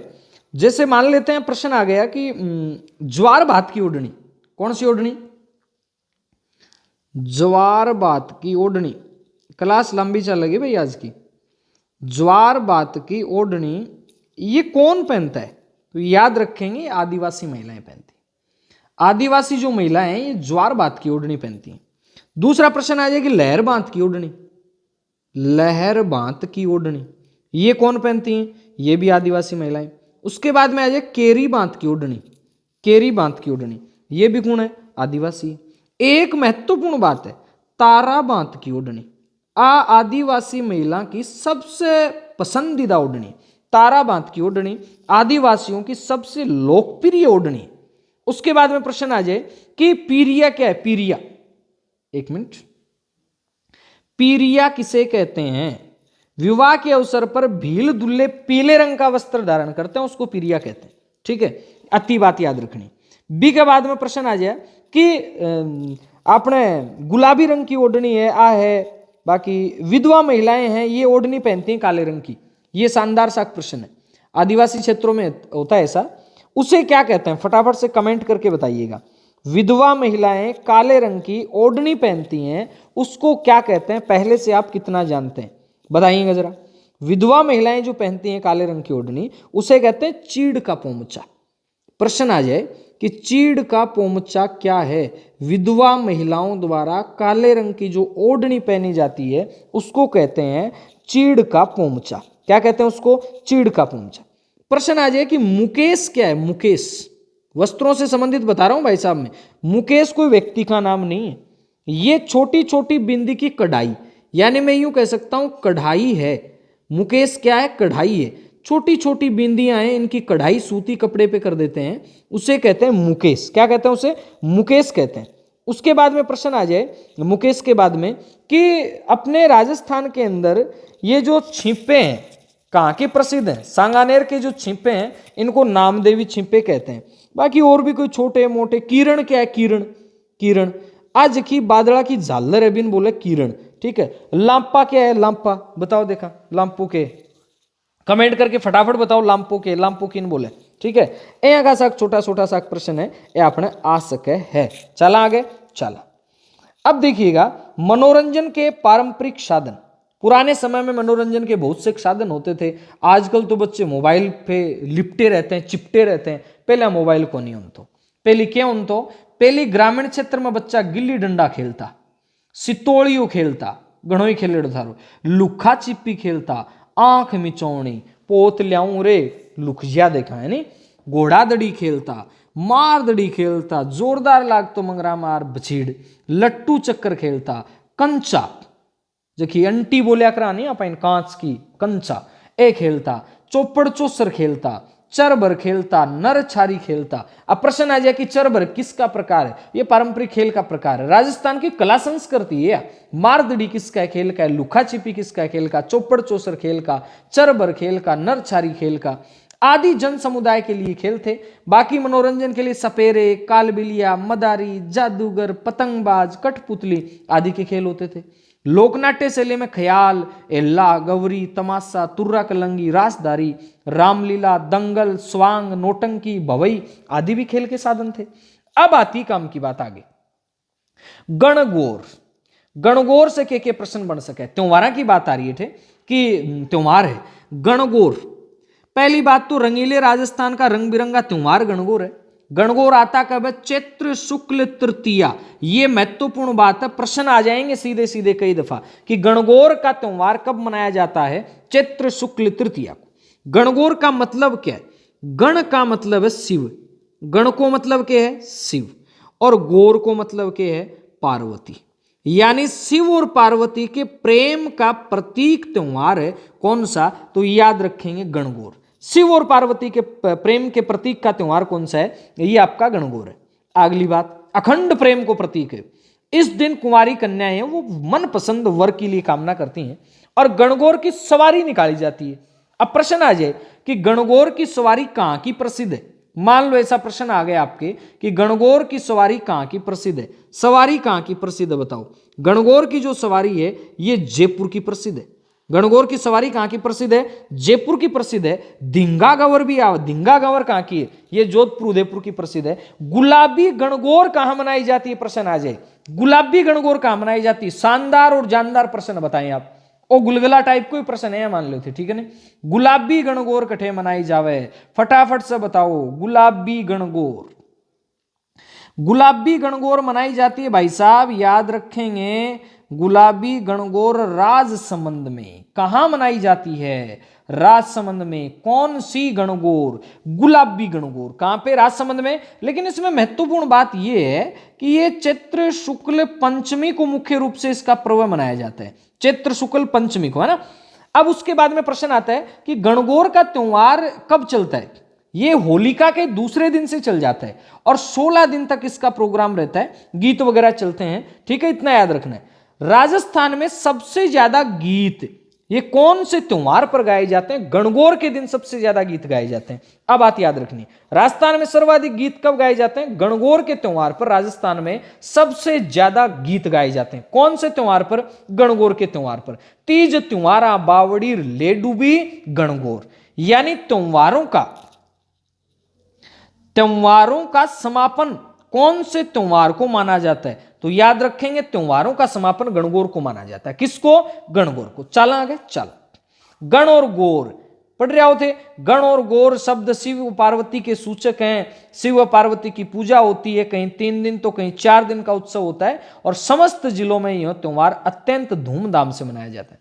आ गणगौर की सवारी है, ठीक है। आके गणगौर की सवारी और लिजार फेर इन धमकाया हुआ, ठीक है। तो याद रखनी अपन एक की सवारी है गणगौर की सवारी। कद आओ गणगौर को त्योहार? गणगौर को त्योहार आवे होली का जस्ट बाद में। भाई फाल्गुन की पूर्णिमा को क्या करते हैं? होलिका दहन होता है। उसके जस्ट दूसरे दिन से जो महिलाएं हैं, जो युवतियां हैं, जो नवविवाहिताएं हैं, वो आपका गणगौर का गीत भी गाया जाए, ठीक है। गौर ये गणगौर माता खोल ये किवाड़ी, ऐसा सा गीत गाओ, बाकी मन आवे को नहीं, ठीक है नहीं। अब आगे बात आ तीज। तीज में आवे तो थे गा दो। तीज, तीज त्योहारा बावड़ी लेडूबी गणगौर। पहलो प्रश्न तो आप बना लिया कि त्योहारों का आगमन। प्रश्न क्या है? त्योहारों का आगमन ये कौन से त्योहार से माना जाता है? तो याद रखेंगे त्योहारों का आगमन माना जाता है किससे? तीज से। क्यों माने जाए तीज? श्रावण के महीने में मनाया जाने वाला तीज का त्योहार राजस्थान में अलग ही पहचान रखता है। लेकिन अब तीज है तो तृतीया, ये तो सभी को पता है। ये कब आती है? श्रावण महीने में। कौन सी तृतीया? कृष्ण पक्ष की या शुक्ल पक्ष की? तो याद रखेंगे श्रावण में शुक्ल पक्ष की जो तृतीया है ये आपका कौन सी? छोटी तीज। इस तीज को एक नाम है जिन आप बोल सका छोटी तीज। कौन सी तीज? छोटी तीज। कौन से त्योहार में झूला झूलने की प्रक्रिया है? तो याद रखेंगे झूला झूलने की प्रक्रिया तीज के त्योहार में झूले डालकर झूलती हैं। फिर सावन के बाद में आओ बादवो। बादवा में कृष्ण पक्ष की तीज ने बोले कजड़ी तीज। कजड़ी तीज है जिसे सातुड़ी तीज कहते हैं। ये कहां की प्रसिद्ध है? ये बूंदी। इसके पीछे परंपरा है कि जयपुर में तीज को त्योहार चल रहे हो, बूंदी का राजा है जयपुर में, सावन में चल रहे हो, देखो त्योहार देखो ना शानदार। अब बे नाराज दूर चला गया ठहूं तीज, बोले सवारी ले जाऊंगा, और बोले मैं भी तीज मनाऊंगा, और बूंदी में जा रहा बोले तीज मनाऊंगा, तीज मनाऊंगा, तीज मनाऊंगा बूंदी में। अब सावन तो अगली साल आवे, अब बादवा के माई नहीं तीज बना दी। ई वास्ते इन बोले बड्डी तीज, और नारो लगा दियो बोलो थारी तीज छोटी मारी तीज बड्डी, थारी तीज छोटी मारी तीज बड्डी। याद रखोगा। अब बोलो गुरुजी तीज का त्योहार राजस्थान में मनाता है, चीज को के बेरो अपन बेरो ये मोटे यार। सावन की तीज के त्योहार को वर्णन सुंदा अभिलेख में भी मिले। कौन सा अभिलेख में? सुंदा अभिलेख में भी मिले। आ छोटी सी एक बात है बाबी थाने याद रखनी। और एक सिंजारो या करे सिंजारो, ठीक है, ओ थे जानो सिंजारो के वे ओ तीजू पहली जखो है वो विवाहित स्त्री है भी का पियर सु सिंजारो वगैरह भेजा जाए भी मलेरिया की ओढ़नी है, कोई साड़ी है, कोई छोटी मोटी चुटकी पुटकी भी आ जाए। आ वे तीज। अब गुरुजी बड़ी तीज के प्रश्न बनावा तो छोटी तीज आ गई। आप बात करी कजली तीज, सातुड़ी तीज या बड़ी तीज। ये दिन विशेष बात है कि कजली तीज को मेड़ो है वो कठे लागे। प्रश्न आ सके है सामान्य तीज जयपुर में, जबकि कजली तीज है बूंदी में। कजली तीज कठे भाई बूंदी में है, याद रखनी। इन बड़ी तीज भी बोले और इन नीम का वृक्ष की पूजा करी जा। कौन सा वृक्ष की? नीम का वृक्ष की के करी जावे पूजा करी जा। अगली बात, एक विशेष प्रश्न कि हरतालिका तीज है। कौन सी तीज है? हरतालिका तीज। ये कब मनाई जाती है? ये भाद्रपद महीने में शुक्ल पक्ष की तृतीया को मनाई जाती है। हरतालिका तीज। तीन तीज होगी, सामान्य छोटी तीज, फिर बड़ी तीज, फिर हरतालिका तीज। छोटी सावन की शुक्ल पक्ष में, बड़ी भाद्रपद के कृष्ण पक्ष में, और फिर हरतालिका तीज भाद्रपद के शुक्ल पक्ष में। ये हो गया तीज से बन वाला अपना प्रश्न। चला आगे। सुहाग को प्रतीक है वो तो जानो ये के है। शीतलाष्टमी। शीतलाष्टमी महत्वपूर्ण त्योहार है और जखा त्योहार अठे दे दिया नहीं बे तो बिया भी महत्वपूर्ण। जखा त्योहार अठे दे दिया बे तो बिया भी महत्वपूर्ण। देख लें आपा बात करें शीतलाष्टमी। शीतलाष्टमी का त्योहार कब आता है? सीधा सीधा प्रश्न आ जाए तो याद रखेंगे चैत्र महीने में। चैत्र में कृष्ण और कृष्ण में अष्टमी। गुरुजी क्या याद रहे भाई? अतो अपन ध्यान है कि होली है ये पूर्णिमा को आती है और होली के ठीक 8 दिन बाद में आ जाता है। तो पहले कौन सा पक्ष शुरू होता है? कृष्ण पक्ष। शीतलाष्टमी कब आती है? चैत्र कृष्ण पक्ष की अष्टमी। यानी होली के 8वें दिन चैत्र कृष्ण पक्ष की अष्टमी को शीतला देवी के पूजन के लिए शीतलाष्टमी का त्योहार मनाया जाता है। और इस दिन बासेड़ो जो भोजन है वो है बनाया जाए। पहली रात में बनावे, फिर दूसरे दिन शीतला माता का चढ़ावे। ठीक है। शीतला माता का गीत जो कि लुगाइयां बूढ़ी बूढ़ी है आराम धीरे धीरे गाती जाए हैं। माता शीतला अया का सा गीत जो है वे गाय लुगाइयां को चाव चढ़ जाए पूरी चली जाए। ठीक है। और गुलगलार पूड़ी पकोड़ा सारा शीतला माता ने चढ़ा दे। वो त्योहार क्यों मनाया जाए? इसके बाद में ठंडा भोजन जो है वो बिल्कुल अपन कहें ठीक नहीं रहता। भाई चैत्र का मतलब गर्मियां आ जाती हैं तो उसके बाद में ठंडा भोजन नहीं खाया जाता है, यहां तक खाया जाता है। शीतला माता है ये जयपुर के पास चाकसू की सील की डूंगरी और उदयपुर के वल्लभ में सीता माता के मेले आयोजित होते हैं, मुख्य रूप से जयपुर वाले। शीतला माता याद रखना है चेचक, यानी चेचक की देवी किसे कहते हैं? तो अपन कहेंगे चेचक की देवी शीतला माता को ही कहते हैं। चेचक की देवी किसे कहते हैं? शीतला माता को ही कहते हैं। कब आता है त्योहार? अष्टमी को। इस शीतला माता का वाहन क्या है? गधा है। क्या होता है? गधा होता है। इसका पुजारी कौन होता है? तो याद रखेंगे पुजारी कुमार होता है। पुजारी कौन होता है? शीतला माता का कुमार होता है। बाकी कोई खास बात है को नहीं। चला आगे, चला आ गए आखा तीज। भाई आखा तीज है जो कि 25 अप्रैल ने और ई 25 अप्रैल ने आपने रीट को पेपर भी है तो आपने लिए तो आखा तीज को नहीं है भाई साहब, वो अबूज साओ है और ये दिन रीट ने ब्याह लियाओ। आखा तीज है, अक्षय तृतीया कहते हैं। कौन से महीने में? तो याद रखेंगे वैशाख के महीने में। कौन से पक्ष में, तो याद रखेंगे शुक्ल पक्ष में, तीज है तो तृतीया कोई आएगी। बिना मुहूर्त निकालिया, बिना कोई पूछा पंडित ने, और आपा कर सका हां हर कोई काम, यानी अबूझ साव बोलो जाए। ए दिन गेहूं बाजरा तिल जो आकी पूजा हुए। विशेष बात और के है, इसी दिन कहते हैं सतयुग, इसी दिन त्रेता युग का प्रारंभ हुआ। सतयुग और त्रेता युग का प्रारंभ है, ये कब माना जाता है, तो याद रखेंगे इसी दिन माना जाता है। दूसरी बात, बीकानेर राज्य की स्थापना, ये महत्वपूर्ण प्रश्न है भाई साहब, ये वाला जो प्रश्न मैं बता रहा हूं ना, ये महत्वपूर्ण प्रश्न है। बीकानेर राज्य की स्थापना, बीकानेर की जो स्थापना है ये किस दिन मानी जाती है, तो याद रखेंगे अक्षय तृतीया के दिन मानी जाती है। इस दिन राजस्थान में सबसे ज्यादा अबूझ सावे होते हैं। धींगा गणगौर अमर सिंह का शासनकाल में प्रारंभ हुई, अभी आखा तीज नहीं प्रारंभ हुई। याद रहोगा तो बात राखोगा, नहीं राखो तो भी राखो भाई, जरूरी है। चला आगे, चला। अगली बात है, राजस्थान में प्रमुख मेले कौन कौन से लगते हैं देख लेते हैं। पुष्कर मेला कहां लगता है, अजमेर के अंदर लगेगा। कब लगेगा, कार्तिक पूर्णिमा को, यानी प्रमुख मेलों की बात कर रहे हैं अपन। कहां लगेगा, अजमेर में। कब लगेगा, कार्तिक पूर्णिमा। राजस्थान का सबसे रंगीन मेला किसे कहते हैं, तो आपका उत्तर आएगा पुष्कर मेले को। यहाँ अनेक प्रतियोगिताओं का आयोजन होता है, मेलार्थी उत्साह से भाग लेंगे। यहां ब्रह्मा जी का मंदिर भी है, झील भी है पुष्कर की, और यहां दीपदान होता है। दीपदान दो जगह होता है राजस्थान में, एक कोलायत झील बीकानेर के अंदर और दूसरा पुष्कर झील अपने अजमेर के अंदर। अब अगला मेला केला देवी का। केला देवी का मेला कब लगेगा, चैत्र शुक्ल अष्टमी को लगेगा। अब मुख्य बात ये याद रखना, नवरात्र चैत्र में भी आते हैं, नवरात्र अश्विन में भी आते हैं, और दोनों ही में लगता है, लेकिन बड़ा मेला ये कब लगता है, चैत्र शुक्ला अष्टमी को, जिसे लक्खी मेला कहते हैं। लाखों लोग आते हैं। चैत्र कृष्ण द्वादशी से लेके चैत्र शुक्ल द्वादशी तक चलने वाले इस मेले में दूर दूर से भक्त आते हैं।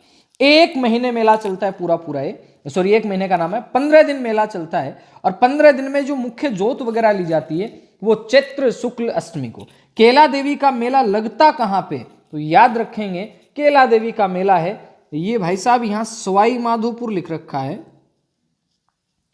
जबकि सवाई माधोपुर आएगा नहीं, थोड़ा मिस्टेक है। केला देवी का मेला कहां लगता है, करौली में। केला देवी का मेला कहां लगता है, करौली में लगता है, मिसप्रिंट हुआ है, ठीक है। उसके बाद जैसे ही आगे चलेंगे अपन, महावीर जी का मेला। महावीर जी का मेला कहां लगेगा, तो ये सवाई माधोपुर जिले में महावीर जी का मंदिर है, जहां चैत्र शुक्ल एकादशी से बैशाख कृष्णा द्वितीया तक मेला लगता है। 24वें जैन तीर्थंकर महावीर स्वामी की लाल रंग की भव्य प्रतिमा। सीधा प्रश्न आ जाए, महावीर जी का मेला कहां लगता है, तो आप कहेंगे सवाई माधोपुर में। उसके बाद आगे कोटा का दशहरा मेला। राजस्थान में दशहरे का मेला सबसे ज्यादा अगर कहीं प्रसिद्ध है तो वो है कोटा में। कोटा के महाराव दुर्जन साल सिंह के शासनकाल में दशहरा पर्व पर विभिन्न राजसी सवारियों, दरी खाना, पूजा अर्चना के प्रमाण मिलते हैं। महाराज उमेश सिंह द्वितीय के शासनकाल में दशहरा पर्व को अत्यधिक आकर्षक बनाने का सिलसिला शुरू हुआ। वर्तमान में यह मेला अपने वैभव और विशालता को लेकर के बड़ा प्रसिद्ध है। याद इतना ही रखना है कि कोटा का दशहरा मेला है, कब लगता है, दशहरे वाले दिन लगता है। कहां लगता है, कोटा में लगता है। कौन से शासक के समय से ये बड़े स्तर पे, उमेश सिंह द्वितीय के समय से। हरियाली अमावस्या का मेला, याद रखेंगे हरियाली अमावस्या ये श्रावण महीने की अमावस्या है।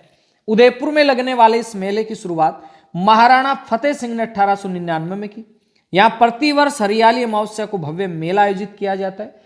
हिंदू सभ्यता में लोग इसे सावन की शुरुआत के तौर पर मनाते हैं। श्रावण माह के कृष्ण पक्ष में लगने वाला यह मेला सावन और उससे मिलने वाली खुशी का संचार करता है।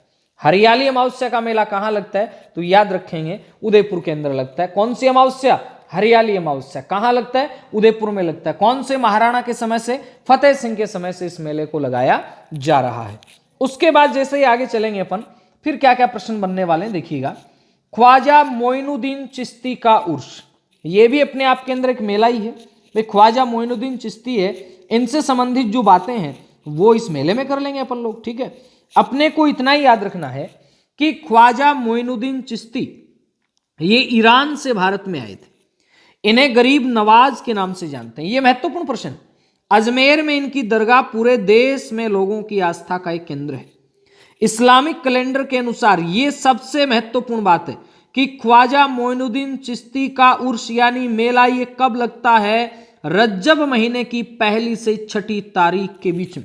रज्जब महीने की पहली से छठी तारीख के बीच में मेला लगता है। अजमेर में ख्वाजा साहब का उर्स है और ये सांप्रदायिक सद्भाव या सर्वधर्म संभाव की अनूठी मिसाल जो ये देता है। अब देखिएगा, अपन बात करें ख्वाजा मोइनुद्दीन चिश्ती है, इनका जन्म कहाँ हुआ था? इनका जन्म कहाँ हुआ था? अगर अपन इनके जन्म की बात करते हैं तो सिंजरी नाम का स्थान आता है, वहां ख्वाजा साहब का जन्म हुआ था। सिंजरी कहां पे है? ये ईरान वाले क्षेत्र के अंदर, फारस में। ये किसके समय में भारत आए थे? तो याद रखना है पृथ्वीराज तृतीय। पृथ्वीराज तृतीय के समय भारत में आगमन। किसके समय? पृथ्वीराज तृतीय के समय भारत में आए थे। राजस्थान में जो आपका ख्वाजा मोइनुद्दीन चिश्ती की दरगाह है, ये किसने बनवाई? दरगाह बनवाई किसने? तो याद रखेंगे इल्तुतमिश ने। ये दरगाह बनवाने का काम किसने किया? इल्तुतमिश ने इस दरगाह को बनवाने का काम किया। दूसरी बात, इस दरगाह पर कितने रुपए का डाक टिकट जारी किया गया? फटाफट से बताइए मुझे कमेंट करके, कितने रुपए का डाक टिकट जारी किया गया है? मेले को कहते हैं उर्स। मेले को क्या कहा जाता है? तो याद रखें, मेले को उर्स कहा जाता है। क्या कहा जाता है? उर्स कहा जाता है। और ये लगता कब है? तो याद रखेंगे 1 रज्जब से 6 रज्जब तक लगता है। इस मेले का उद्घाटन, महत्वपूर्ण प्रश्न है भाई साहब, इस मेले का जो उद्घाटन है ये कौन करता है ना? फटाफट से बताओ कौन करता है उद्घाटन? बताओ फटाफट से कि इस मेले का उद्घाटन कौन करता है। ये महत्वपूर्ण प्रश्न है आपके लिए, फटाफट से बताइए। इस मेले का उद्घाटन करता है भीलवाड़ा का गोरी परिवार। यानी ख्वाजा मोइनुद्दीन चिश्ती का जो उर्स है, यहां मेला लगता है, इस मेले का उद्घाटन कौन करता है? भीलवाड़ा का गोरी परिवार करता है। दूसरी बात याद रखेंगे, चिश्ती जो भी संत होते हैं, चिश्ती जो भी संत होते हैं, ये धन नहीं रखते हैं। और धन नहीं रखते हैं इसलिए इन्हें अपन कह सकते हैं गरीब नवाज। क्या कहते हैं इन्हें? गरीब नवाज भी कह सकते हैं और इन्हें अपन फकीर भी कह सकते हैं। फकीर भी कह सकते हैं, ठीक है। अब प्रश्न आता है, कई दफा पूछ लिया जाता है कि गुरुजी खान का क्या होता है? खान का है ये जो सूफी संत होते हैं इनका निवास स्थान, यानी मैं लिख सकता हूं सूफी संतों का निवास स्थान क्या कहलाता है? तो आपका उत्तर आएगा सूफी संतों के निवास स्थान को कहते हैं खानका है। क्या कहते हैं? खानका कहते हैं। दूसरा, इनमें पीर क्या होता है? पीर, इनमें जो गुरु होता है उसे पीर कहते हैं, जबकि शिष्य को क्या कहते हैं? शिष्य को मुरीद कहते हैं। प्रश्न आ जाए कि मुरीद का मतलब शिष्य। उसके बाद में आता उत्तराधिकारी, इनके बाद में मान लो कोई दूसरा है उत्तराधिकारी, उसे कहते हैं वली।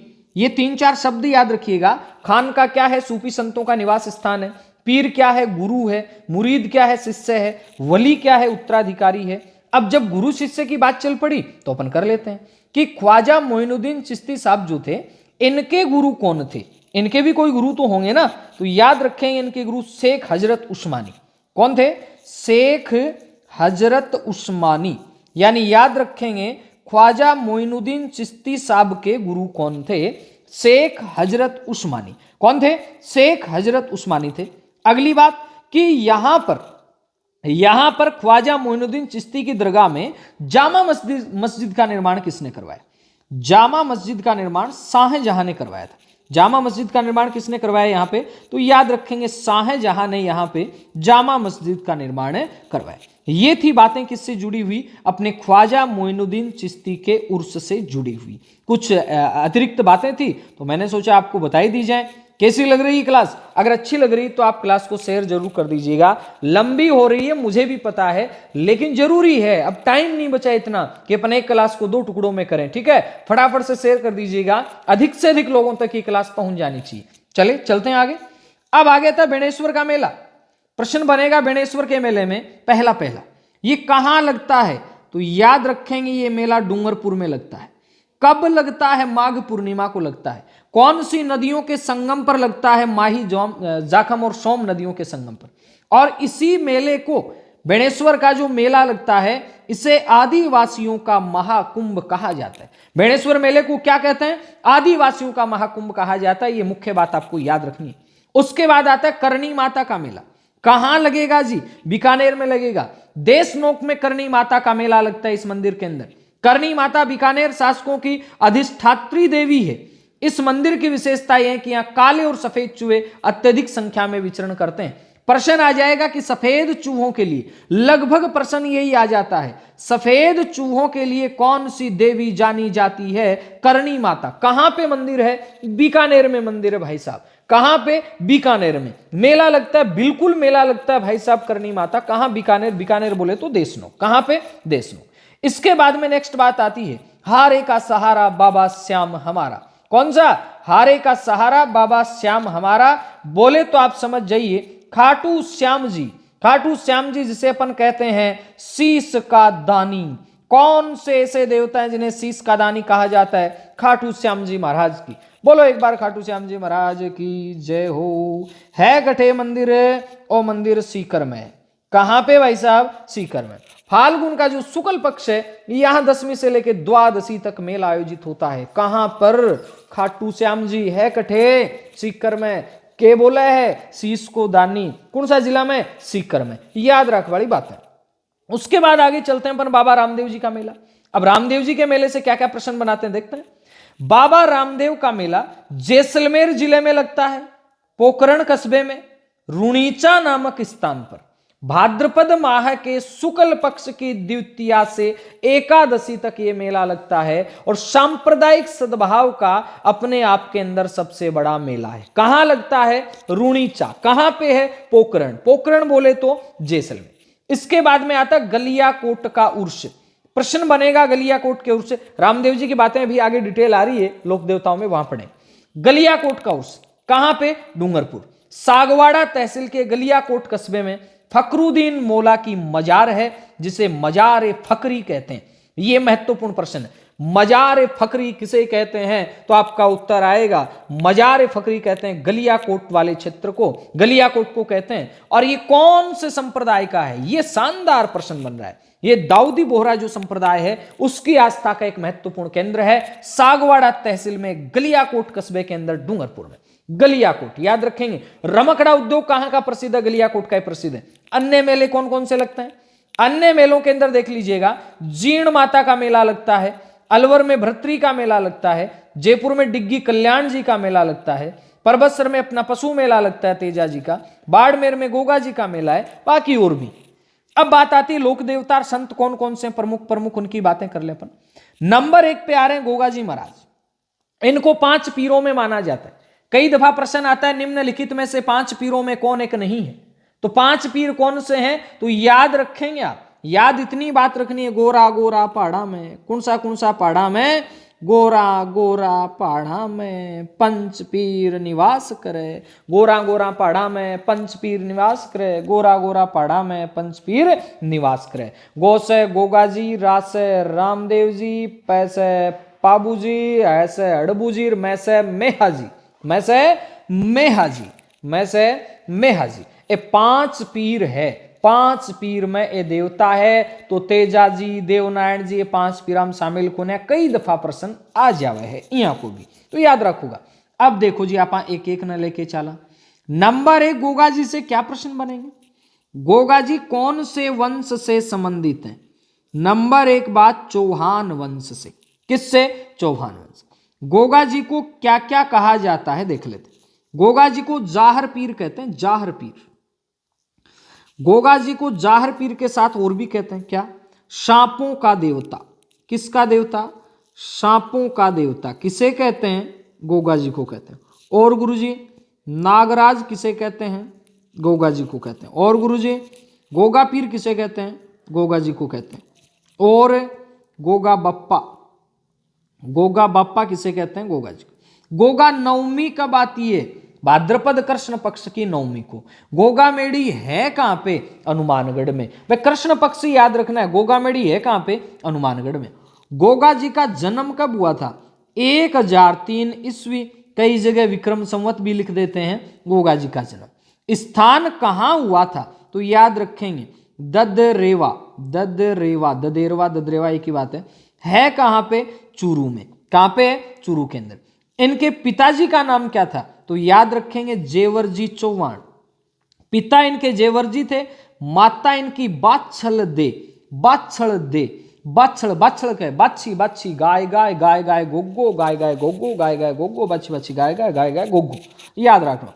इनकी पत्नी कौन थी, इनकी पत्नी कौन थी, तो याद रखेंगे केल्लमदे।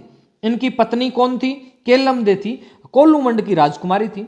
इनके पुत्र कौन थे, केसरिया कुंवर जी थे। अब प्रश्न बनेगा, दो प्रश्न बना रहा हूं, ध्यान से सुनना, महत्वपूर्ण प्रश्न है। क्या है जी, देखिएगा। यानी जब गोगाजी है ये लड़ते हुए वीरगति को प्राप्त होते हैं, तो इनका जो धड़ है ना, वो तो रह जाता है कहां पे, गोगामेड़ी में। धड़ कहां रह जाता है, धड़ रह जाता है, एक मिनट, इनका जो धड़ है ना वो रह जाता है गोगामेड़ी। गोगामेड़ी है कहां पे, हनुमानगढ़ में। इसलिए गोगामेड़ी को कहते हैं धड़मेड़ी। गोगामेड़ी ने क्या बोला है, धड़मेड़ी बोला है। लेकिन प्रश्न यह बन जावा अपने कि आंखों जो सिर है वो कटे गयो, तो गोगाजी महाराज को सिर है वो कटे गयो, वो गयो ददरेवा। और ददरेवा है कहां पे, तो याद रखिएगा ददरेवा चूरू के अंदर। ददरेवा कहां पे, चूरू में। अब विशेष बात यह है कि इनका जो सिर है वो चूरू में गिरा, जबकि धड़ कहां गिरा, ये जाके गिरा आपका कहां पे, गोगामेड़ी में। ये बात है। उसके बाद प्रश्न आता है लाल बागी के है, गोगाजी से संबंधित प्रश्न है। लाल बागी क्या है, इनके जो वाल्मीकि समाज झंडा चढ़ाता है इसको कहते हैं लाल बागी। क्या कहते हैं, लाल बागी कहते हैं। अगली बात, गोगाजीरा रसावला। प्रश्न बन सके कि गोगाजीरा रसावला, गोगाजीरा रसावला ये ग्रंथ किसका है, तो याद रखेंगे गोगाजीरा रसावला ये मेहाजी बिठू का ग्रंथ है। और मेहाजी बिठू इस ग्रंथ में एक बात लिखते हैं और कहते हैं कि गोगाजी है ये अपने मौसेरे भाइयों के साथ जो आपका जमीनी संघर्ष हुआ था अर्जन और सर्जन के साथ, उसके अंदर वीरगति को प्राप्त हुए थे। अगली बात बनती है कि गोगा राखड़ी क्या है। प्रश्न आ जाए गोगा राखड़ी क्या, ए हड़राड़ी ना सांप की रक्षा खातर, बोले तो अन्य जीव जंतु की रक्षा खातर राखी बांधता बिन बोलता गोगा राखड़ी।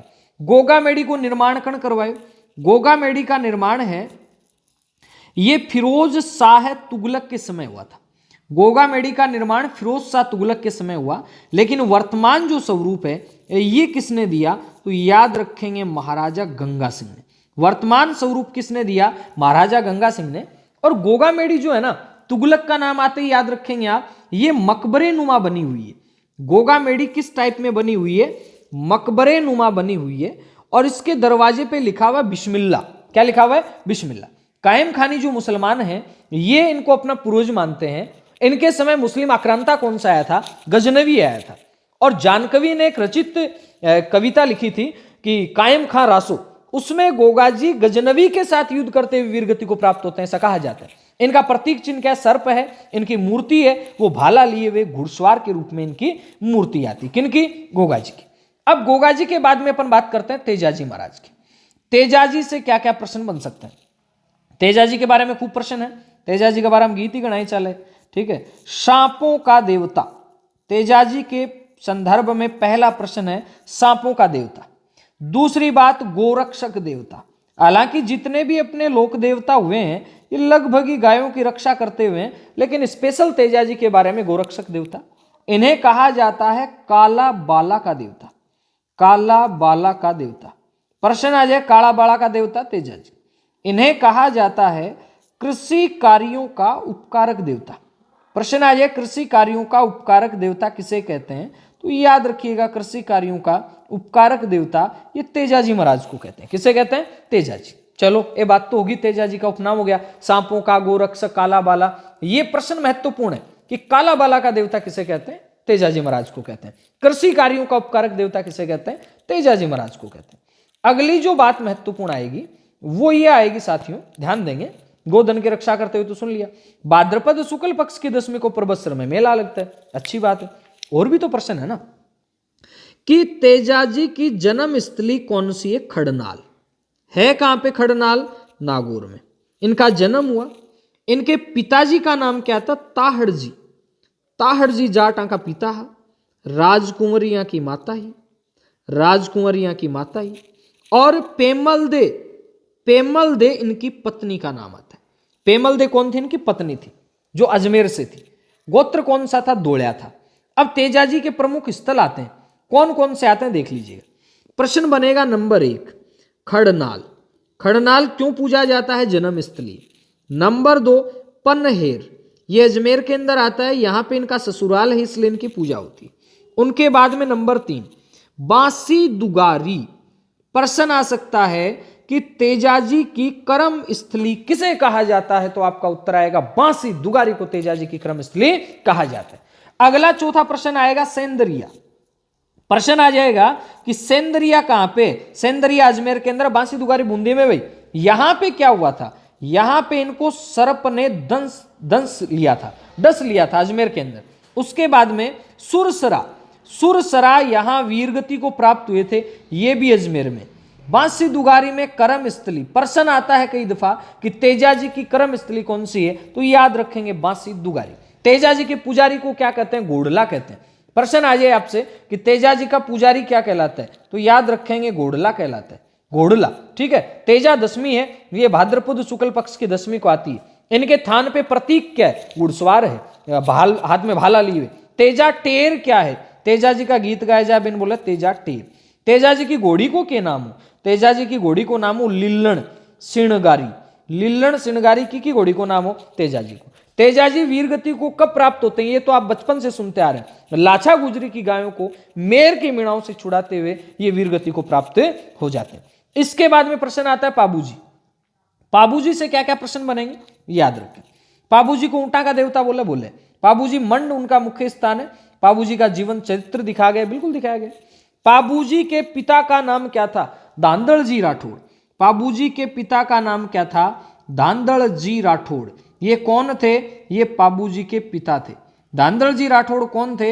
याद रखेंगे पाबूजी के पिता थे। नंबर दूसरी बात, इनकी मां कौन थी? कमला दे। इनकी पत्नी, पाबूजी की पत्नी, प्यार दे वो याद गणो याद है, तो याद रखोगा सुप्यार दे। पाबूजी सुप्यार दे, पाबूजी की पत्नी सुप्यार दे। ये अमरकोट के राजा आपके सुरजनमल सोढ़ा की पुत्री थी। ठीक है, याद रखेंगे। अब इनकी घोड़ी कौन सी है? पाबूजी की घोड़ी है जिसका नाम है केसर कालमी। बहुत बार प्रश्न आ चुका है, केसर कालमी किसकी घोड़ी का नाम है? ये पाबूजी की घोड़ी का नाम है। और ये बाईं और झुकी हुई पाग, यानी घोड़े का ये पागड़ा बनी, बाईं और झुकी हुई पाग के लिए कौन प्रसिद्ध है? तो याद रखेंगे पाबूजी की घोड़ी प्रसिद्ध है। पाबूजी रेबारी जाति के आराध्य देवता हैं, ऊंटों के देवता हैं, प्लेग रक्षक देवता है, लक्ष्मण के अवतार कहा जाता है पाबूजी को, हाड़ फाड़ का देवता कहा जाता है पाबूजी को। प्रतीक चिन्ह भाला जानते हैं आप। मेला कोलूमंड जोधपुर में लगता है चैत्र अमावस्या को। मारवाड़ में सबसे पहले ऊंट लाने का श्रेय इन्हीं को। इन्होंने अपने प्राण अपने बहनोई के साथ, यानी इनको केसर काल में घोड़ी देवल चारनी ने दी थी, तो उसने जब पुकारा इनको तो अपने बहनोई जिंद्राव खिंचे के साथ लड़ते हुए आपका प्राण त्याग दिए थे। ढेंचू नाम के स्थान पर युद्ध हुआ था बड़ा। पाबूजी की फड़ कौन गाते हैं? रावण हत्ता वाद्य यंत्र के साथ भोपे गाते हैं। पाबूजी के गीत क्या कहलाते हैं? पवाड़े कहलाते हैं। जो रेबारी जाति राइट जाती है उसके द्वारा माठ वाद्य यंत्र के साथ ये पवाड़े गाए जाते हैं। फिर आते हैं रामदेव जी महाराज। अब रामदेव जी से प्रश्न क्या क्या बनेंगे? बाकी पाबूजी में प्रश्न एक और आता है कि पाबूजी की जो आपका ग्रंथ था पाबू प्रकाश ग्रंथ, ये आसिया मोड़जी ने लिखा था। पाबू प्रकाश ग्रंथ आसिया मोड़जी ने। यशोगाथा जंतर वाद्य यंत्र के साथ भी लोग गाते हैं, जिसे पाबू धनी की वाचना कहते हैं। फिर आते हैं रामदेव जी। रामदेव जी में कोई लंबी चौड़ी कहानी आपको याद नहीं रखनी है, इतना ही याद रखना है रामदेव जी का जन्म कहां हुआ था? उड़कासमेर शिव तहसील बाड़मेर में हुआ था। रामदेव जी के पिता कौन थे? अजमल जी तंवर थे। इनकी माता कौन थी? मेणा दे। इनकी पत्नी नेतल दे। रामदेव जी की पत्नी नेतागिरी करती नेतल दे। माता का नैणा को तारो है तो मेणा दे। नेतल दे थी। इनका भाई कौन था? वीरमदेव था। रामदेव जी को कृष्ण का अवतार कहते हैं और वीरमदेव को बलराम का अवतार कहते हैं। रामदेव जी को अर्जुन वंशज कहा जाता है, अजमल जी का तंवर कहा जाता है। पीरों का पीर, पीरों के पीर के रूप में किसे जानते हैं? रामदेव जी को जानते हैं। इनका एक युद्ध हुआ था सातलमेर पोखरण में भैरव नाम के तांत्रिक के साथ। ठीक है, इनके समकालीन लोक देवता मल्लीनाथ जी थे। उसके बाद में प्रश्न आता है, इनके समकालीन लोक देवता मल्लीनाथ जी थे। इनको रामदेवरा जो क्षेत्र था यहाँ पे जीवित समाधि ली इन्होंने। इनकी समाधि के पास इनकी शिष्या डालीबाई, उनकी समाधि है। भाद्रपद शुक्ल पक्ष में जो द्वितीय आती है उसे कहते हैं बाबेरी बीज। एक विशेष प्रश्न आता है, रिखियां क्या है? तो याद रखेंगे रामदेव जी के जो मेघवाल भक्त होते हैं ना, इनको कहते हैं रिखियां। रामदेव जी के जो मेघवाल भक्त हैं इनको रिखियां कहते हैं। जबकि एक आता है जम्मा जागरण। प्रश्न आ जाए जम्मा जागरण क्या है? रामदेव जी के भक्त लोग जो जागरण करते हैं ना, उस जागरण को कहा जाता है जम्मा जागरण। प्रश्न आ सकता है रामदेव जी के भक्तों के द्वारा जो जागरण किया जाता है उस जागरण को क्या कहते हैं? जम्मा जागरण कहते हैं। उसके बाद प्रश्न आ जाए कि नेजा क्या है? नेजा, रामदेव जी की पचरंगी ध्वजा को नाम नेजा है। पगल्या के है? पगल्या ये प्रतीक चिन्ह है। इनके मंदिर को क्या कहते हैं? देवरा। मंदिर ने क्या बोला है? देवरा। घोड़ो लिल्लो। कामड़िया पंथ किसके द्वारा बसाया गया था? ये शानदार सा प्रश्न है। कामड़िया पंथ रामदेव जी के द्वारा ही बसाया गया था। कामड़िया पंथ की महिलाएं कौन सा नृत्य करती हैं? ये भी अच्छा प्रश्न है। तेहरे ताली। प्रश्न आ जाए तेरह ताली नृत्य कौन करता है? कामड़िया पंथ की महिलाएं करती हैं। एकमात्र लोक देवता थे जो कवि भी थे, और इन्होंने एक किताब लिखी थी 24 बाणियां। 24 बाणियां किसकी किताब है? तो आप कहेंगे रामदेव जी की किताब है। किसकी? रामदेव जी की। रामदेव जी का मेला सांप्रदायिक सद्भाव के लिए जाना जाता है, और इन्होंने इस्लाम के धर्म प्रसार को रोकने का काम किया था। ये थोड़ा स्पीड में चल रहा है लेकिन कोई दिक्कत नहीं, आप समझ जाएंगे ना। आपको तो एक प्रकार से पढ़ा हुआ पहले से रिवीजन ही कर रहे हैं। छोटो रामदेवरो कठे गुजरात में, सुरता खेड़ा कठे चित्तौड़ में, मसूरियो कठे जोधपुर में, बराठिया वो भी एक महत्वपूर्ण रामदेव जी को स्थान वो कठे अजमेर में। बराठिया कठे अजमेर में। फिर बात आती है किसकी? मीराबाई की। मीराबाई में याद रखना है मीराबाई को राजस्थान की राधा कहते हैं। प्रश्न आ जाए कि राजस्थान की राधा किसे कहा जाता है? तो आपका उत्तर आएगा राजस्थान की राधा मीराबाई को कहा जाता है। इनका कुड़की ग्राम के अंदर जो जेतारण पाली के अंदर आता है वहां जन्म हुआ था। इनके पिता रतन सिंह जी मेड़तिया थे, माता खुशबू कंवर थी, बचपन का नाम पेमल था, गुरु इनके रिदास जी थे, दादा इनके दूधा जी महाराज थे। याद रखना है इनकी शादी राणा सांगा के बड़े पुत्र भोजराज के साथ हो जाती है।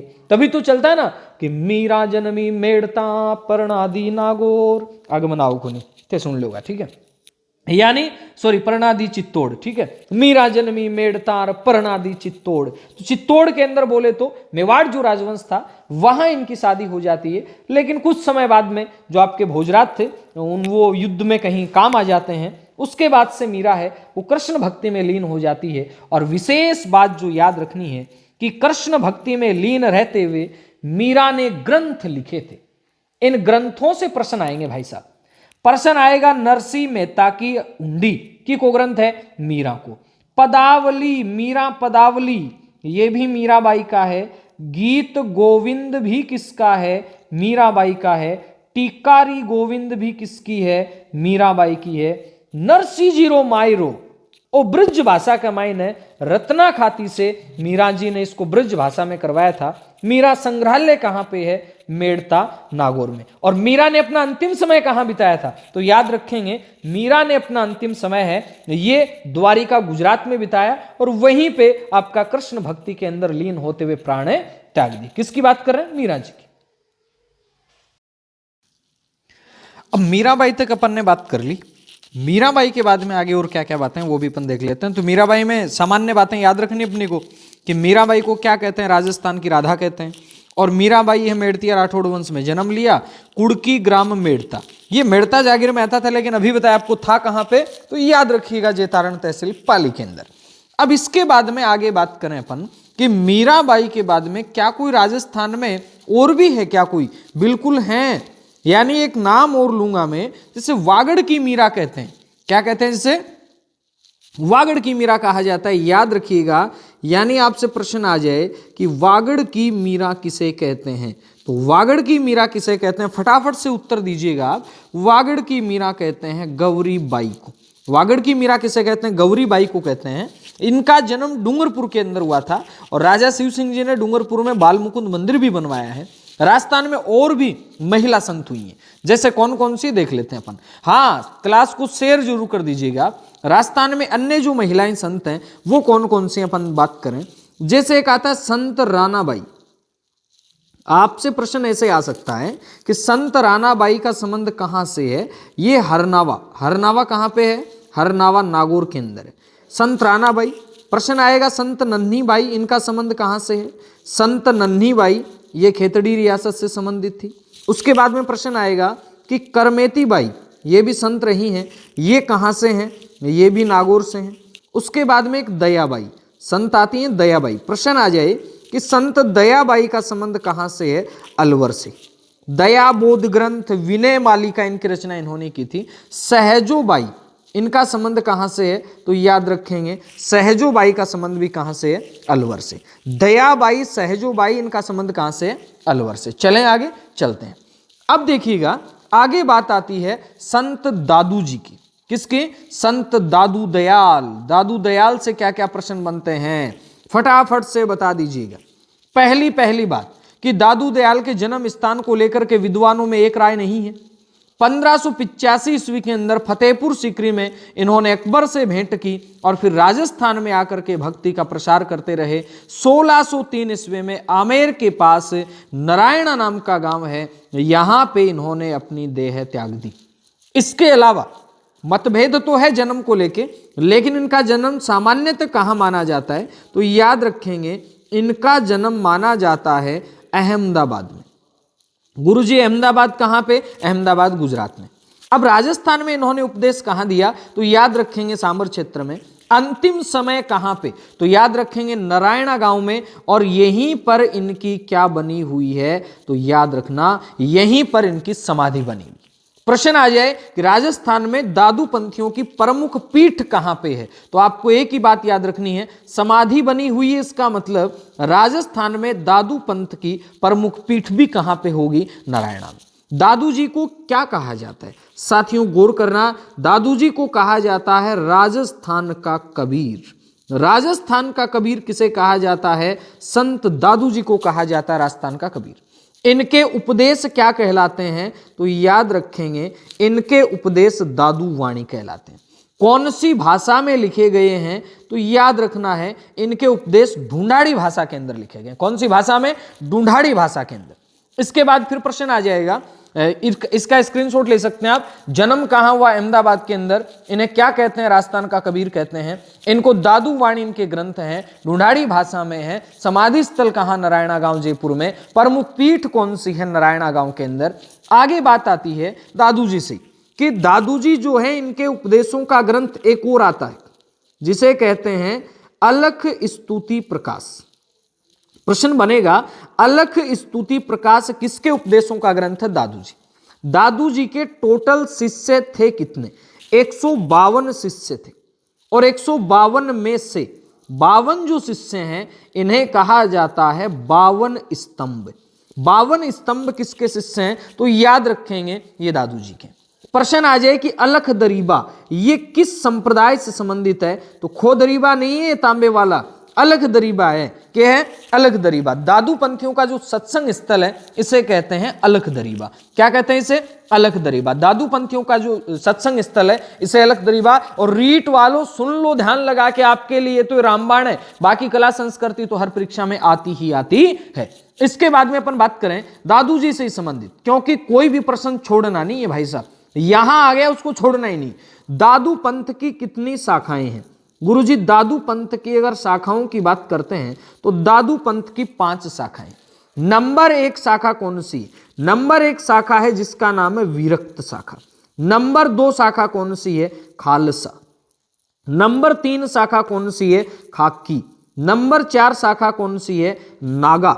और नंबर 5 शाखा कौन सी है? उत्तरादे। यानी दादू पंथियों की शाखाएं कितनी है? दादू पंथियों की 5 शाखाएं हैं। खालसा, खाकी, ये प्रश्न आ सकता है। विरक्त, नागा, उत्तरादे ये तो नहीं आए, लेकिन इतना आ सकता है कि खालसा और खाकी किस पंथ की शाखाएं हैं? दादू पंथियों की शाखाएं।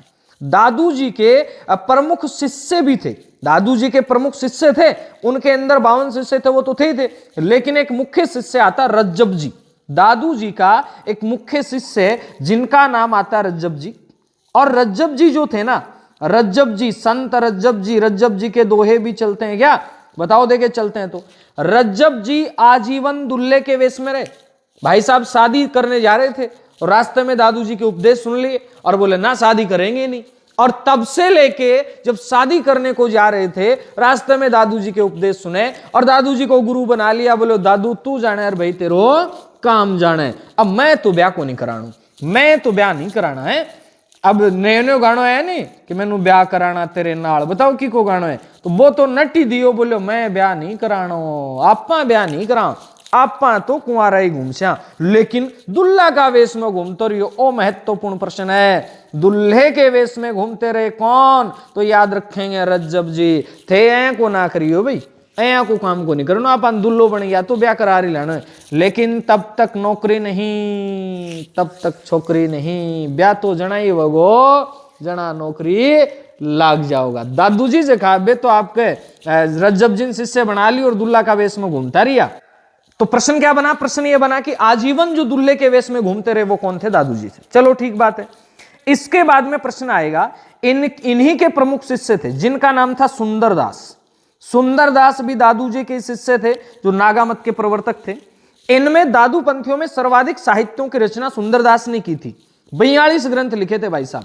उसके बाद प्रश्न बनेगा कि दादू पंथियों की पीठ हैं, एक तो नरेणा में इनकी पीठ है, प्रमुख पीठ है, नारायणा नरेणा कहें अपन, एक बेराणा के अंदर पीठ है, ये भी जयपुर के अंदर ही है, एक मावठा नाम की पीठ है, ये भी जयपुर के अंदर ही है, एक सांबर नाम की पीठ है, ये भी जयपुर के अंदर ही है, एक कल्याणपुर टोंक के अंदर। यानी ये इनकी प्रमुख पीठें हैं, लेकिन सबसे महत्वपूर्ण जो पीठ है बोले तो इनका महत्वपूर्ण जो स्थल है वो कौन सा है, नारायण है। कौन सा है, नारायण इनका महत्वपूर्ण पीठ है या फिर महत्वपूर्ण स्थल है। अब बात करते हैं अपन जाम्बू जी महाराज की। गुरुजी जाम्बू जी से क्या क्या प्रश्न बन सकते हैं, जाम्बू जी से भी बहुत सारे प्रश्न बने। पहला प्रश्न बनेगा कि ये कौन से संप्रदाय के प्रवर्तक हैं, तो याद रखिएगा जाम्बू जी महाराज बिश्नोई संप्रदाय के प्रवर्तक हैं। बिश्नोई का मतलब आप समझ जाएं, और बिश्नोई कुछ देख भी रहे हैं क्लास को, 20+9 यानी 29 नियमों का पालन करने वाली जो है वो कौन से, बिश्नोई। संत जाम्भोजी का जन्म कहां हुआ था ये बताइए आप। तो संत जाम्भोजी का जन्म ये पीपासर के अंदर हुआ था। पीपासर है कहां पे, नागौर में। विक्रम संवत कितनी है, 1508 है, लेकिन अगर सन पूछी जाए तो 57 घटा दो भाई साहब, विक्रम संवत तो आगे चलता है ना। तो 1451 ईस्वी के अंदर भाद्रपद कृष्ण पक्ष की अष्टमी, यानी जिस दिन जन्माष्टमी आती है उसी दिन जाम्भोजी का जन्म हुआ था। चलो ठीक बात है। इन्होंने बिश्नोई संप्रदाय की स्थापना कब की, तो याद रखेंगे साथियों, बिश्नोई संप्रदाय की स्थापना इन्होंने 1485 के अंदर की। कब की, 1485। अब बात करते हैं कि इन्होंने स्थापना कर दी, चलो अच्छी बात है। 1485 में इनको क्या क्या नामों से जाना जाता है, ये बड़ा महत्वपूर्ण और इंटरेस्टिंग प्रश्न है कि इनको किन किन नामों से जाना जाता है। जाम्बू जी के क्या क्या नाम है ना, तो इनको कहते हैं गुंगा गेला, गुंगो गेलो किन बोले, जाम्बू जी महाराज ने। एक बार जयकारो बोल दो, देखा जाम्बू जी को, बोलो जाम्बू जी महाराज की जय हो। इन्हें कहते हैं विष्णु का अवतार, के बोला ने, विष्णु को अवतार, विष्णु को अवतार। इन्हें कहते हैं पर्यावरण वैज्ञानिक। किन्हें कहते हैं पर्यावरण वैज्ञानिक, जाम्बू जी महाराज को कहते हैं। गुरु जी क्या विशेष है, पर्यावरण संरक्षण के लिए जो जाति जानी जाती है वो विष्णोई है। इनके पिता का क्या नाम था, इनके पिता का नाम था लोहट जी, लोहट जी के घर इनका जन्म हुआ। माता का नाम क्या था, हंसाबाई। जाम्बू जी के पिताजी कौन थे, लोहट जी, माता कौन थी, हंसाबाई। इसके बाद में प्रश्न बनेगा, जाम्बू जी तो इनका नाम हो गया, लेकिन इनका शुरुआत में नाम क्या था, याद रखें इनका शुरुआत में नाम था धनराज जी। क्या नाम था, धनराज जी। इनके गुरु कौन थे, इनके गुरु थे गोरखनाथ जी। इनके गुरु कौन थे, गोरखनाथ जी थे। और पर्यावरण आंदोलन चलाने वाले अगर कोई पहले संत थे तो वो कौन थे, जाम्बू जी महाराज थे। पर्यावरण आंदोलन चलाने वाले पहले संत कौन थे, जाम्बू जी महाराज थे।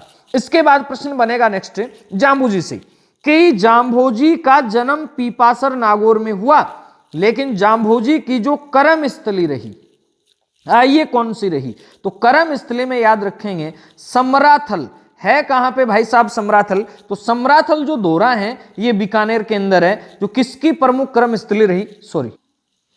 अब चलो जी, समराथल दोरा इनकी कर्म स्थली रही, चलो अच्छी बात है। इनका जो समाधि स्थल है, प्रश्न आ सकता है यहां से कि जाम्भोजी का जन्म पीपासर नागौर में, इनकी कर्म स्थल रही समराथल धोरा बीकानेर। इनका जो समाधि स्थल है ये कहां पे है, ये है मुकाम। मुकाम जो तालवा है, मुकाम तालवा नोखा मंडी बीकानेर के पास है, यहां पे इनकी क्या है, समाधि। मुकाम तालवा को जाम्बोजी की प्रधान पीठ कहा जाता है। यह बड़ा ही महत्वपूर्ण प्रश्न है कि जाम्बोजी की जो प्रधान पीठ है वो कौन सी है, तो याद रखेंगे जाम्बोजी की प्रधान पीठ मुकाम को माना जाता है। किसे? मुकाम को। और यहां पे मेला लगता है अश्विन महीने में, फाल्गुन महीने के अंदर। अब जाम्बोजी ने क्या कोई ग्रंथ भी लिखे थे क्या? बिल्कुल लिखे थे भाई साहब। कौन कौन से ग्रंथ लिखे वो देख लीजिएगा। अब जाम्बोजी नाम है, एक तो इन्होंने लिखा बिश्नोई धर्म प्रकाश। भाई बिश्नोई धर्म के प्रवर्तक हैं तो इन्होंने लिखा बिश्नोई धर्म प्रकाश। दूसरा इन्होंने लिखा जंभ सागर। कौन सा सागर? जंभ सागर। किसका है? जाम्बोजी का। इसके बाद इन्होंने लिखा जंभ संहिता। प्रश्न बन जाएगा अपना कि जंभ संहिता ये किसका है? ये जाम्बोजी महाराज। और जाम्बोजी का मुख्य जो मंत्र था वो था विष्णु जी का हृदय से जाप करो, विष्णु विष्णु भणरे प्राणी, विष्णु विष्णु भणरे प्राणी। तो ये विष्णु का हृदय से जप करो, ये किसका मूल मंत्र था? ये था जाम्बोजी महाराज का मूल मंत्र। और संसार को इन्होंने अस्थायी निवास बताया। यानी जाम्बोजी ने जब अपना उपदेश दिया तो संसार को, यानी ये जो अपन देख रहे हैं ना पूरा का पूरा सृष्टि दुनियादारी का सिस्टम, इसे संज्ञा दी गोवड़वास की कि ओ गोवड़वास है कि कौन लेने देनी है, आराम है जगह थे लोग जगह है भक्ति में लीन रहो, विष्णु जी को हृदय जप करो। और जाम्बोजी का प्रभाव तो इतना ज्यादा था कि सिकंदर लोदी जैसा व्यक्ति था, उसने भी गो हत्या पे प्रतिबंध लगा दिया। भाई जिनका काम ही मारा काटी था उन लोगों ने भी गो हत्या पे प्रतिबंध लगा दिया। विशेष बात, जाम्बोजी संप्रदाय के लोग क्या सबको दफनाते हैं क्या? बताओ देखे मुझे। जाम्बोजी संप्रदाय के लोग संत को दफनाते हैं? नहीं दफनाते हैं। या फिर जलाते हैं? बताओ। सबको दफनाते हैं। ये लोग सबको क्या करते हैं? दफना देते हैं अंदर। ठीक है। जाम्बोजी ने क्या विधवा विवाह का समर्थन किया? ऐसे संत जिन्होंने विधवा विवाह का समर्थन किया वो संत कौन से थे? तो आप याद रखेंगे विधवा विवाह का समर्थन जाम्बोजी ने किया। जाम्बोजी के महत्वपूर्ण जो स्थल हैं वो कौन कौन से? याद रखेंगे जाम्बोजी के महत्वपूर्ण स्थलों में एक तो पीपासर नागौर, इनका जन्म स्थल है। इसके अलावा एक आता लालासर। लालासर भी जाम्बोजी का महत्वपूर्ण स्थल है। लालासर के अलावा मुकाम है, ये महत्वपूर्ण पीठ बताई दी आपको। इसके अलावा जांगलू नाम का स्थान महत्वपूर्ण है। इसके अलावा बिश्नोइयों का पुष्कर, जांभा फलोदी। प्रश्न आ जाए कि जांभा फलोदी कहां पे है? ये जोधपुर के अंदर है, जिसे कहा जाता है बिश्नोइयों का पुष्कर। उसके बाद में रोटू। रोटू कहां पे है? नागौर में। रामड़ावास कहां पे है? रामड़ावास जोधपुर के अंदर है। एक राजस्थान के बाहर भी बिश्नोइयों का प्रमुख है, लोदीपुर नाम का स्थान जो है कहां पे? यूपी में। मैंने जाम्बोजी के बारे में पूरी जो आपका चीजें हैं वो आपको देने का पूरा प्रयास किया है। अब चलते हैं अपन आगे। आगे जैसे ही बात करेंगे तो जाम्बोजी के बाद में नेक्स्ट जो संत आ रहे हैं अब वो आ रहे हैं आपके कौन से? जसनाथ जी। जसनाथ जी महाराज से प्रश्न क्या बनेगा कि जसनाथी संप्रदाय के जसनाथ जी। अब जाम्बोजी में विष्णोई संप्रदाय, जसनाथ में जसनाथ जी। इनका जन्म कहां हुआ? कत्रियासर। कत्रियासर है कहां पे? बीकानेर में। गोरखनाथ से प्रभावित हुए और चमत्कारी योगी बने। इनके पिताजी का नाम क्या है? तो याद रखेंगे इनके पिताजी का नाम हमीर जाट था। इनकी माता का नाम क्या है? रूपा दे। रूपा दे इनकी माता। जन्म कहां हुआ? कत्रियासर बीकानेर में। जो आपका देवठनी एकादशी आती है वहां इनका जन्म हुआ। उसके बाद प्रश्न आएगा कि सिकंदर लोदी के समकालीन जाम्बोजी जाम्बोजी के प्रभाव में आके सिकंदर लोदी ने गो हत्या को रोका। और सिकंदर लोदी था, प्रश्न बनेगा इनके समकालीन दिल्ली सल्तनत का शासक सिकंदर लोदी, जिन्होंने इनको 500 बीघा जमीन उपहार में दी थी। किसको? जसनाथ जी महाराज को। प्रधान पीठ कहां पे इनकी? कत्रियासर।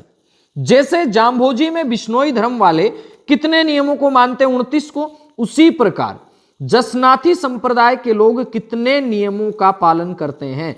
36 नियमों का पालन। कितने नियमों का पालन करते हैं? 36 नियमों का पालन करते हैं। और इस संप्रदाय के जो संत हैं उन संतों को संत सिद्ध कहते हैं।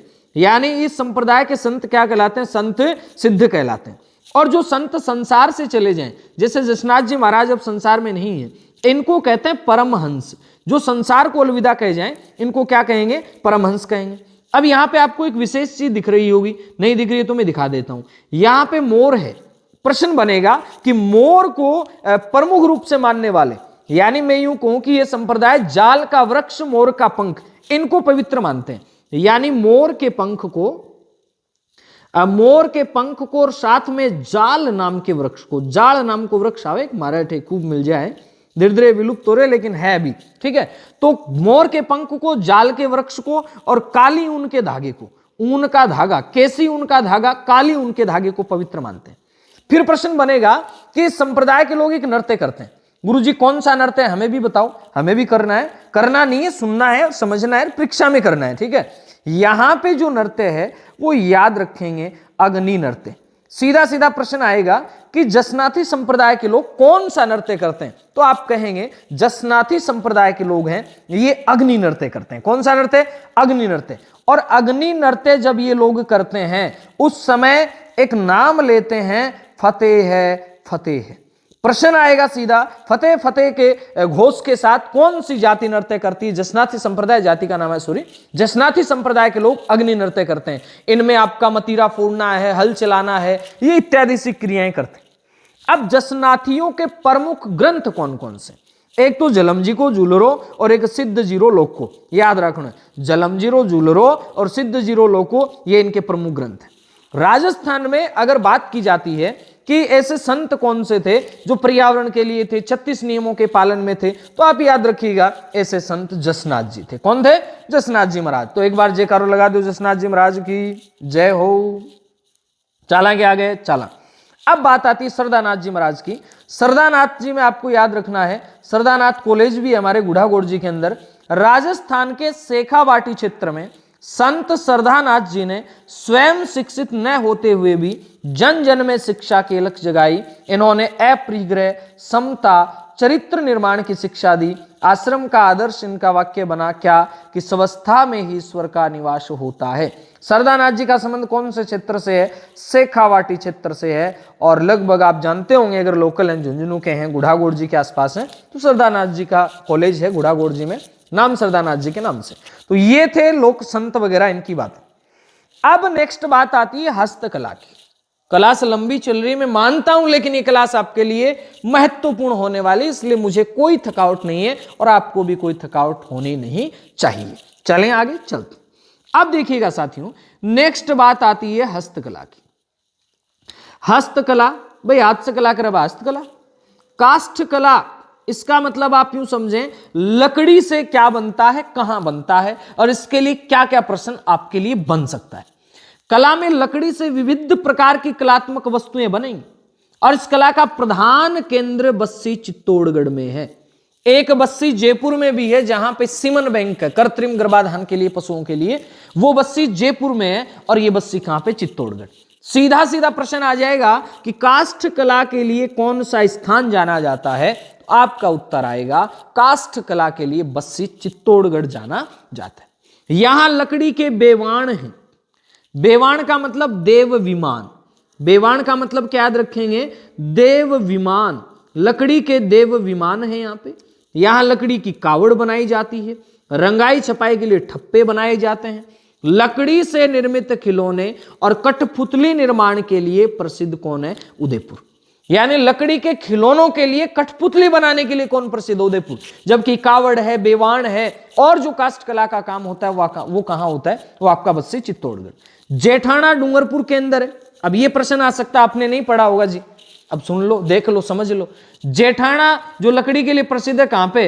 अब आप तो कर दोगे जेठाना चित्तौड़गढ़ में ना, जेठाना डूंगरपुर में। जेठ है ना, जेठ जो है वो डूंगरपुर में, याद रखोगा। जेठ कठे डूंगर, जेठ बड्डो वे डूंगर की तरह, याद रखो, जेठाना डूंगरपुर में। लकड़ी की मूर्तियों के लिए शेखावाटी व बीकानेर फर्नीचर के लिए भी जाना जाता, कोई खास बात नहीं। अब इसके बाद बात आती है किसकी? मूर्ति कला की। गुरुजी मूर्ति कला में क्या क्या प्रश्न बनाएंगे, देख लेते हैं क्या क्या बनाएंगे। मूर्ति कला, राजस्थान अपने संगमरमर के लिए प्रसिद्ध है, जानते हैं अपन। विभिन्न स्थानों पर अलग अलग प्रकार के पत्थर पाए जाते हैं, इसी कारण यहां पर मूर्तियों एवं पत्थरों पर बारीक नक्काशी का काम किया जाता है। अब आता है टेरीकोटा। यह महत्वपूर्ण प्रश्न है भाई साहब, टेराकोटा या टेरीकोटा। और इसमें ये मान के चलिएगा प्रश्न पक्का आएगा, टेरीकोटा के लिए कौन सा स्थान जाना जाता है? तो आप कहेंगे टेरीकोटा के लिए मोलेला नाम का स्थान जाना जाता है। टेरीकोटा के लिए कौन जाना जाता है? मोलेला नाम का स्थान जाना जाता है कहां पे? मोलेला, राजसमंद में। है कहां पे? मोलेला, राजसमंद में। यानी मिट्टी से मूर्तियां, विभिन्न सजावटी उपयोगी वस्तुएं तैयार करके पकाना टेराकोटा के नाम से जाना जाता है और इसके लिए प्रसिद्ध मोलेला राजसमंद है। अलवर व बाड़मेर में भी टेराकोटा की वस्तुएं निर्मित की जाती। अब मैं यहां 2 प्रश्न दूंगा और दोनों के जवाब आपको कमेंट करके बताने। एक तो प्रश्न दे रहा हूं मैं आपको, कागजी टेराकोटा के लिए कौन जाना जाता है, कौन सा जिला जाना जाता है, और एक प्रश्न दे रहा हूं आपको मैं, सुनहरी टेराकोटा के लिए कौन सा जिला जाना जाता है। दोनों प्रश्न आपको बताने, मैं नहीं बताने वाला, आप कमेंट करके बताइएगा सुनहरी टेराकोटा के लिए कौन सा जिला जाना जाता है और कागजी टेराकोटा के लिए कौन सा जिला जाना जाता है। सामान्य अपन टेराकोटा कहें तो मोलेला है, कहां पे मोलेला, राजसमंद में।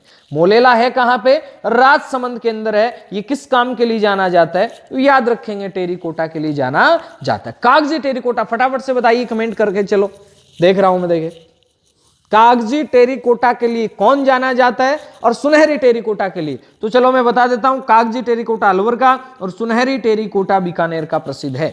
अब बात करते हैं आगे, टेराकोटा में बता दिया भाई मिट्टी है, इससे बना देंगे, ठीक है। टेराकोटा काम के लिए, टेराकोटा के लिए एक अपन यूं कहें राष्ट्रीय पुरस्कार जो है ये एक व्यक्ति को मिला, मोहनलाल कुम्हार को। प्रश्न आ सकता है कि टेराकोटा के लिए राष्ट्रीय पुरस्कार किस व्यक्ति को मिला, मोहनलाल कुम्हार को मिला। और एक खेमराज नाम का कुम्हार है, यह भी आपका जाना जाता है किसके लिए, टेराकोटा काम के लिए। अब आगे बात आती है पोट्री। पोट्री का मतलब सामान्यतः, ब्लू तो बाद में देखेंगे, ब्लू शब्द को भूल जाओ, आप एक बार पोट्री पोट्री याद रखो। पोट्री का मतलब आप यूं समझें कि चीनी मिट्टी के सफेद बर्तनों पर, चीनी मिट्टी के बर्तनों पर, सफेद छोड़िए, चीनी मिट्टी के बर्तनों पर, सफेद शब्द हटा देता हूं, चीनी मिट्टी के बर्तनों पर आकर्षक चित्रकारी की जाए। चीनी मिट्टी के बर्तनों पर आकर्षक चित्रकारी की जाए, यह क्या कहलाता है, यह पोट्री कहलाता है। अब प्रश्न बनेगा कि गुरुजी पोट्री है, इसका उद्भव कहां हुआ। इसका उद्भव दमश्क में हुआ। दमश्क में इसका उद्भव हुआ, सीरिया की राजधानी जो फारस अफगानिस्तान होती भारत में आ गई। अब राजस्थान में पोट्रियां कितने प्रकार की, नंबर एक राजस्थान में पोट्री है ब्लू पोट्री। कौन सी पोट्री, ब्लू पोट्री। अब ब्लू पोट्री का मतलब नीला रंग है, याद रखना है।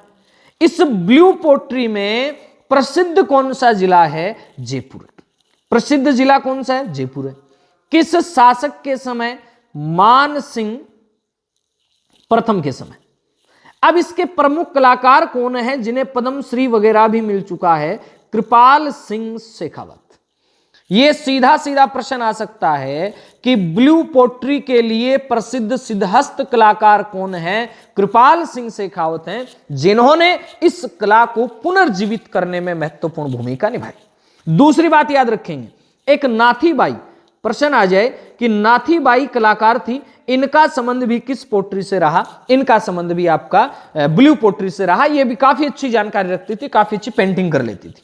इसके बाद आगे आती है ब्लू पोट्री के बाद में ब्लैक पोट्री। ब्लैक पोट्री कहां की प्रसिद्ध है, लिख रखा है, देखिएगा ब्लैक पोट्री कहां की प्रसिद्ध है, ब्लैक में लिख देते हैं। ब्लैक पोट्री में सीधा सीधा याद रखोगे, यह कोटा की प्रसिद्ध है। ब्लैक पोट्री कहां की प्रसिद्ध है, कोटा की। इसमें जो आधार रंग है वो नीले की बजाय क्या हो जाएगा, काला हो जाएगा। आधार रंग काला, इसमें जो रंग होगा वो काला होगा, बस इतना ही याद रखना है। इसमें काला रंग होगा। ब्लैक पोट्री है कहां की प्रसिद्ध, तो आपको याद रखना है ब्लैक पोट्री कोटा की प्रसिद्ध है। फिर आता है एक सुनहरी पोट्री, आदि भी प्रसिद्ध है, इसका कोई विशेष नहीं है। फिर आता है कागदी पोट्री, डबल कट पोट्री, ये अलवर की प्रसिद्ध है। प्रश्न आ जाए कागदी पोट्री, जैसे कागजी टेरिकोटा भी कहां का प्रसिद्ध है, अलवर का, उसी प्रकार कागदी जो पोट्री है ये कहां की प्रसिद्ध है, ये भी आपका अलवर की प्रसिद्ध है। इसमें पतले पतले कागज के समान, कागज जैसे दिखने वाले पतले पतले पात्रों पे पेंटिंग की जाती है, रेखाएं बनाई जाती हैं, ठीक है। ये कागदी pottery, double cut work pottery, ये कहां की प्रसिद्ध, अलवर की। सुनहरी टेरिकोटा भी बीकानेर का है और सुनहरी पोट्री का काम जयपुर बीकानेर दोनों में होता है, कोई खास बात है नहीं। अब आगे बात करते हैं अपन लाख का काम। लाख के काम में देखिएगा, लाख के काम में चपड़ी को पिघलाकर उसमें चाक, मिट्टी, बिरोजा आदि मिला के गूंथ लिया जाता है, उसे से चीजें तैयार की जाती हैं, कोई खास बात नहीं है। जयपुर, जोधपुर आदि के अंदर लाख के क्या मिलते हैं, आभूषण वगैरह मिलते हैं, बाकी कोई खास बात है नहीं लाख के बारे में। फिर प्रश्न आता है आभूषण। आभूषण के मामले में राजस्थान में क्या क्या विशेष है, जड़ाऊ गहनों के लिए जयपुर, आभूषण के मामले में, ज्वेलरी के मामले में जयपुरी जाना जाता है और यहीं से अपने प्रश्न आएंगे। विशेषतः मूल्यवान पत्थरों को तराशने का काम जयपुर में होता है। कांच पर बारीक सोने की नक्काशी का काम थेवा कला कहलाता है। यह प्रश्न महत्वपूर्ण आ सकता है कि थेवा कला राजस्थान में कहां की प्रसिद्ध है, तो यह प्रतापगढ़ की प्रसिद्ध है। थेवा कला के लिए कौन सा जिला जाना जाता है, तो याद रखिएगा थेवा कला के लिए आपका प्रतापगढ़ जाना जाता है। थेवा कला के लिए कौन जाना जाता है, प्रतापगढ़ जाना जाता है। इतने थोड़ी सी बात याद रखनी। चलें आगे चलते हैं। इसके बाद आ रहा कपड़े पर छपाई। अब कपड़े पर राजस्थान में किस्म किस्म की छपाई का काम होता है। बगरू में भी होता है छपाई का काम, सांगानेर में भी होता है, अकोला में भी होता है, बाड़मेर में भी होता है, काला डेरा में भी होता है, पाली में भी होता है और बस्सी में भी होता है। गोबर है, तिल्ली का तेल है, बकरी की मेंगनी है और सोडा को मिश्रण है, आंको गोड़ बनाया जाए। गुरु जी बकरियां की मींगनी भी काम में ले देखो भाई, दिन घड़ी दिन भाग कोई कोई चीज कठे कठे काम आई जाए।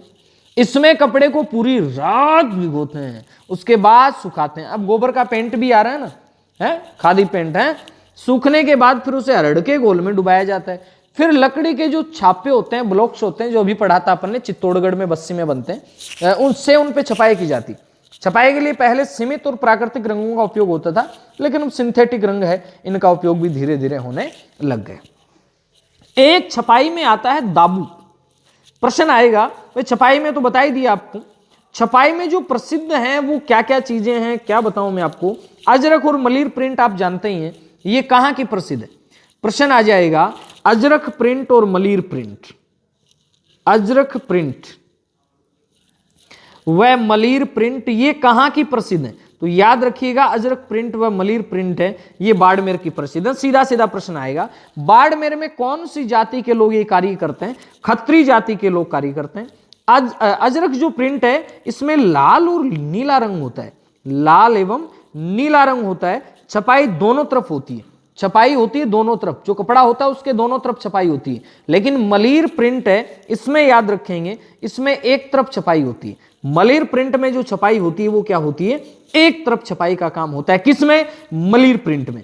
एक सांगानेरी प्रिंट भी है, ये जो आप देख रहे हैं सांगानेर, तो सांगानेरी प्रिंट है, इसमें लट्ठे या मलमल पे सिंचाई का नाम है, छपाई की जाती है।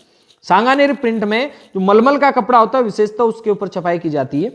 और सांगानेर में हाथ से निर्मित कागज हैं, उसके लिए भी सांगानेर जाना जाता है। बगरू ये आपका जयपुर में अजमेर रोड पे, ये भी प्रिंट के लिए जाना जाता है। ठीक है, इसके बाद बात करें अपन प्रिंट में, एक नाम आता है दाबू। प्रश्न आइए दाबू क्या है। दाबू का मतलब उसे दबाना है, दबाने के लिए जिसका प्रयोग रंगाई छपाई में जिस स्थान पर रंग नहीं चढ़ाना हो उसको दबा देते हैं, उसको दाबू कहते हैं। अब जैसे मान लो ये पूरा कपड़ा है, अब इसमें अपने को क्या करना है कि इस वाले भाग को नहीं रंगना है, इसको दबा दिया, इस वाले भाग को नहीं रंगना है, इसको दबा दिया है, बांध दिया, जैसा भी कर दिया। भाई बांध देंगे बंदेज हो जाएगा, दाब देंगे दाबू हो जाएगा। प्रश्न बनेगा अपना कि राजस्थान में मोम का दाबू कहां का प्रसिद्ध है, तो राजस्थान में मोम का जो दाबू है वो सवाई माधोपुर जिले का प्रसिद्ध है। राजस्थान में मिट्टी का दाबू कहां का प्रसिद्ध है, ये बालोतरा बाड़मेर का है। राजस्थान में गेहूं का दाबू कहां का प्रसिद्ध है, सांगानेर और आपके बगरू का प्रसिद्ध है। दाबू प्रिंट के कपड़े कहां मिलते हैं, ये अकोला चित्तौड़गढ़ में मिलते हैं। अकोला कहां पे, चित्तौड़गढ़ में। यहां पे दाबू प्रिंट के कपड़े भी आपको मिल जाएंगे। क्या मिल जाएंगे, दाबू प्रिंट के कपड़े मिल जाएंगे। अब आता है कसीदाकारी एवं गोटाकारी। राजस्थान में अनेक स्थानों पर कपड़ों पर कसीदाकारी की जाती है। कसीदों में मुख्यतः पशुओं के चित्र उकेरे जाते हैं। कई जगह पर कपड़ों को तरह तरह से काट कर कपड़ों पर सील दिया जाता है, जिसे पेचवर्क कहते हैं। कपड़ों को काट के सीलना क्या कहलाएगा, पेचवर्क कहलाएगा। और पेचवर्क के लिए जो जाना जाता है वो है शेखावाटी। पेचवर्क के लिए स्पेशल कौन जाना जाता है, तो याद रखिएगा पेचवर्क के काम के लिए शेखावाटी। पेचवर्क है मान लो रहे थे, मैं बताऊं थाने, और तो अब तो डिजाइन हो गया। पहले जी मान लो कि आ पेंट है, आ पेंट है, ठीक है, वो थारो बेल्ट मान लियो थे, आठ है फाट जाती पिछू, और अठे फिर मावड़ी देखिए बात दूसरा कपड़ा को एक थेगड़ी लगाती, बिन बोलता कारी कि कपड़ा का कारी लगा दी। आजकल तो लावा ही फाटेड़ी। बी कारी ने डिजाइन रूप दे दियो, मतलब जगह जगह कपड़ा ने काट के अलग अलग जोड़नो। बी काम ने केवल पेचवर्क, और पेचवर्क का काम है शेखावाटी आड़ा उनसे आ रहे, याद रखना। उसके बाद में प्रश्न आएगा कि गोटो है, किनारी है, आरी तारी को काम वो भी राजस्थान में। और गोटे के लिए प्रसिद्ध कौन सा है? गोटे के लिए एक तो खंडेला जाना जाता है, जो है कहां पे? सीकर में। खंडेला कहां पे भाई साहब? सीकर में। एक गोटे के लिए जाना जाता है बिनाई। अब प्रश्न आ जाए कि बिनाई कहां पे गुरुजी? बिनाई अजमेर में, ये भी गोटे के लिए, और खंडेला सीकर में है, ये भी गोटे के लिए।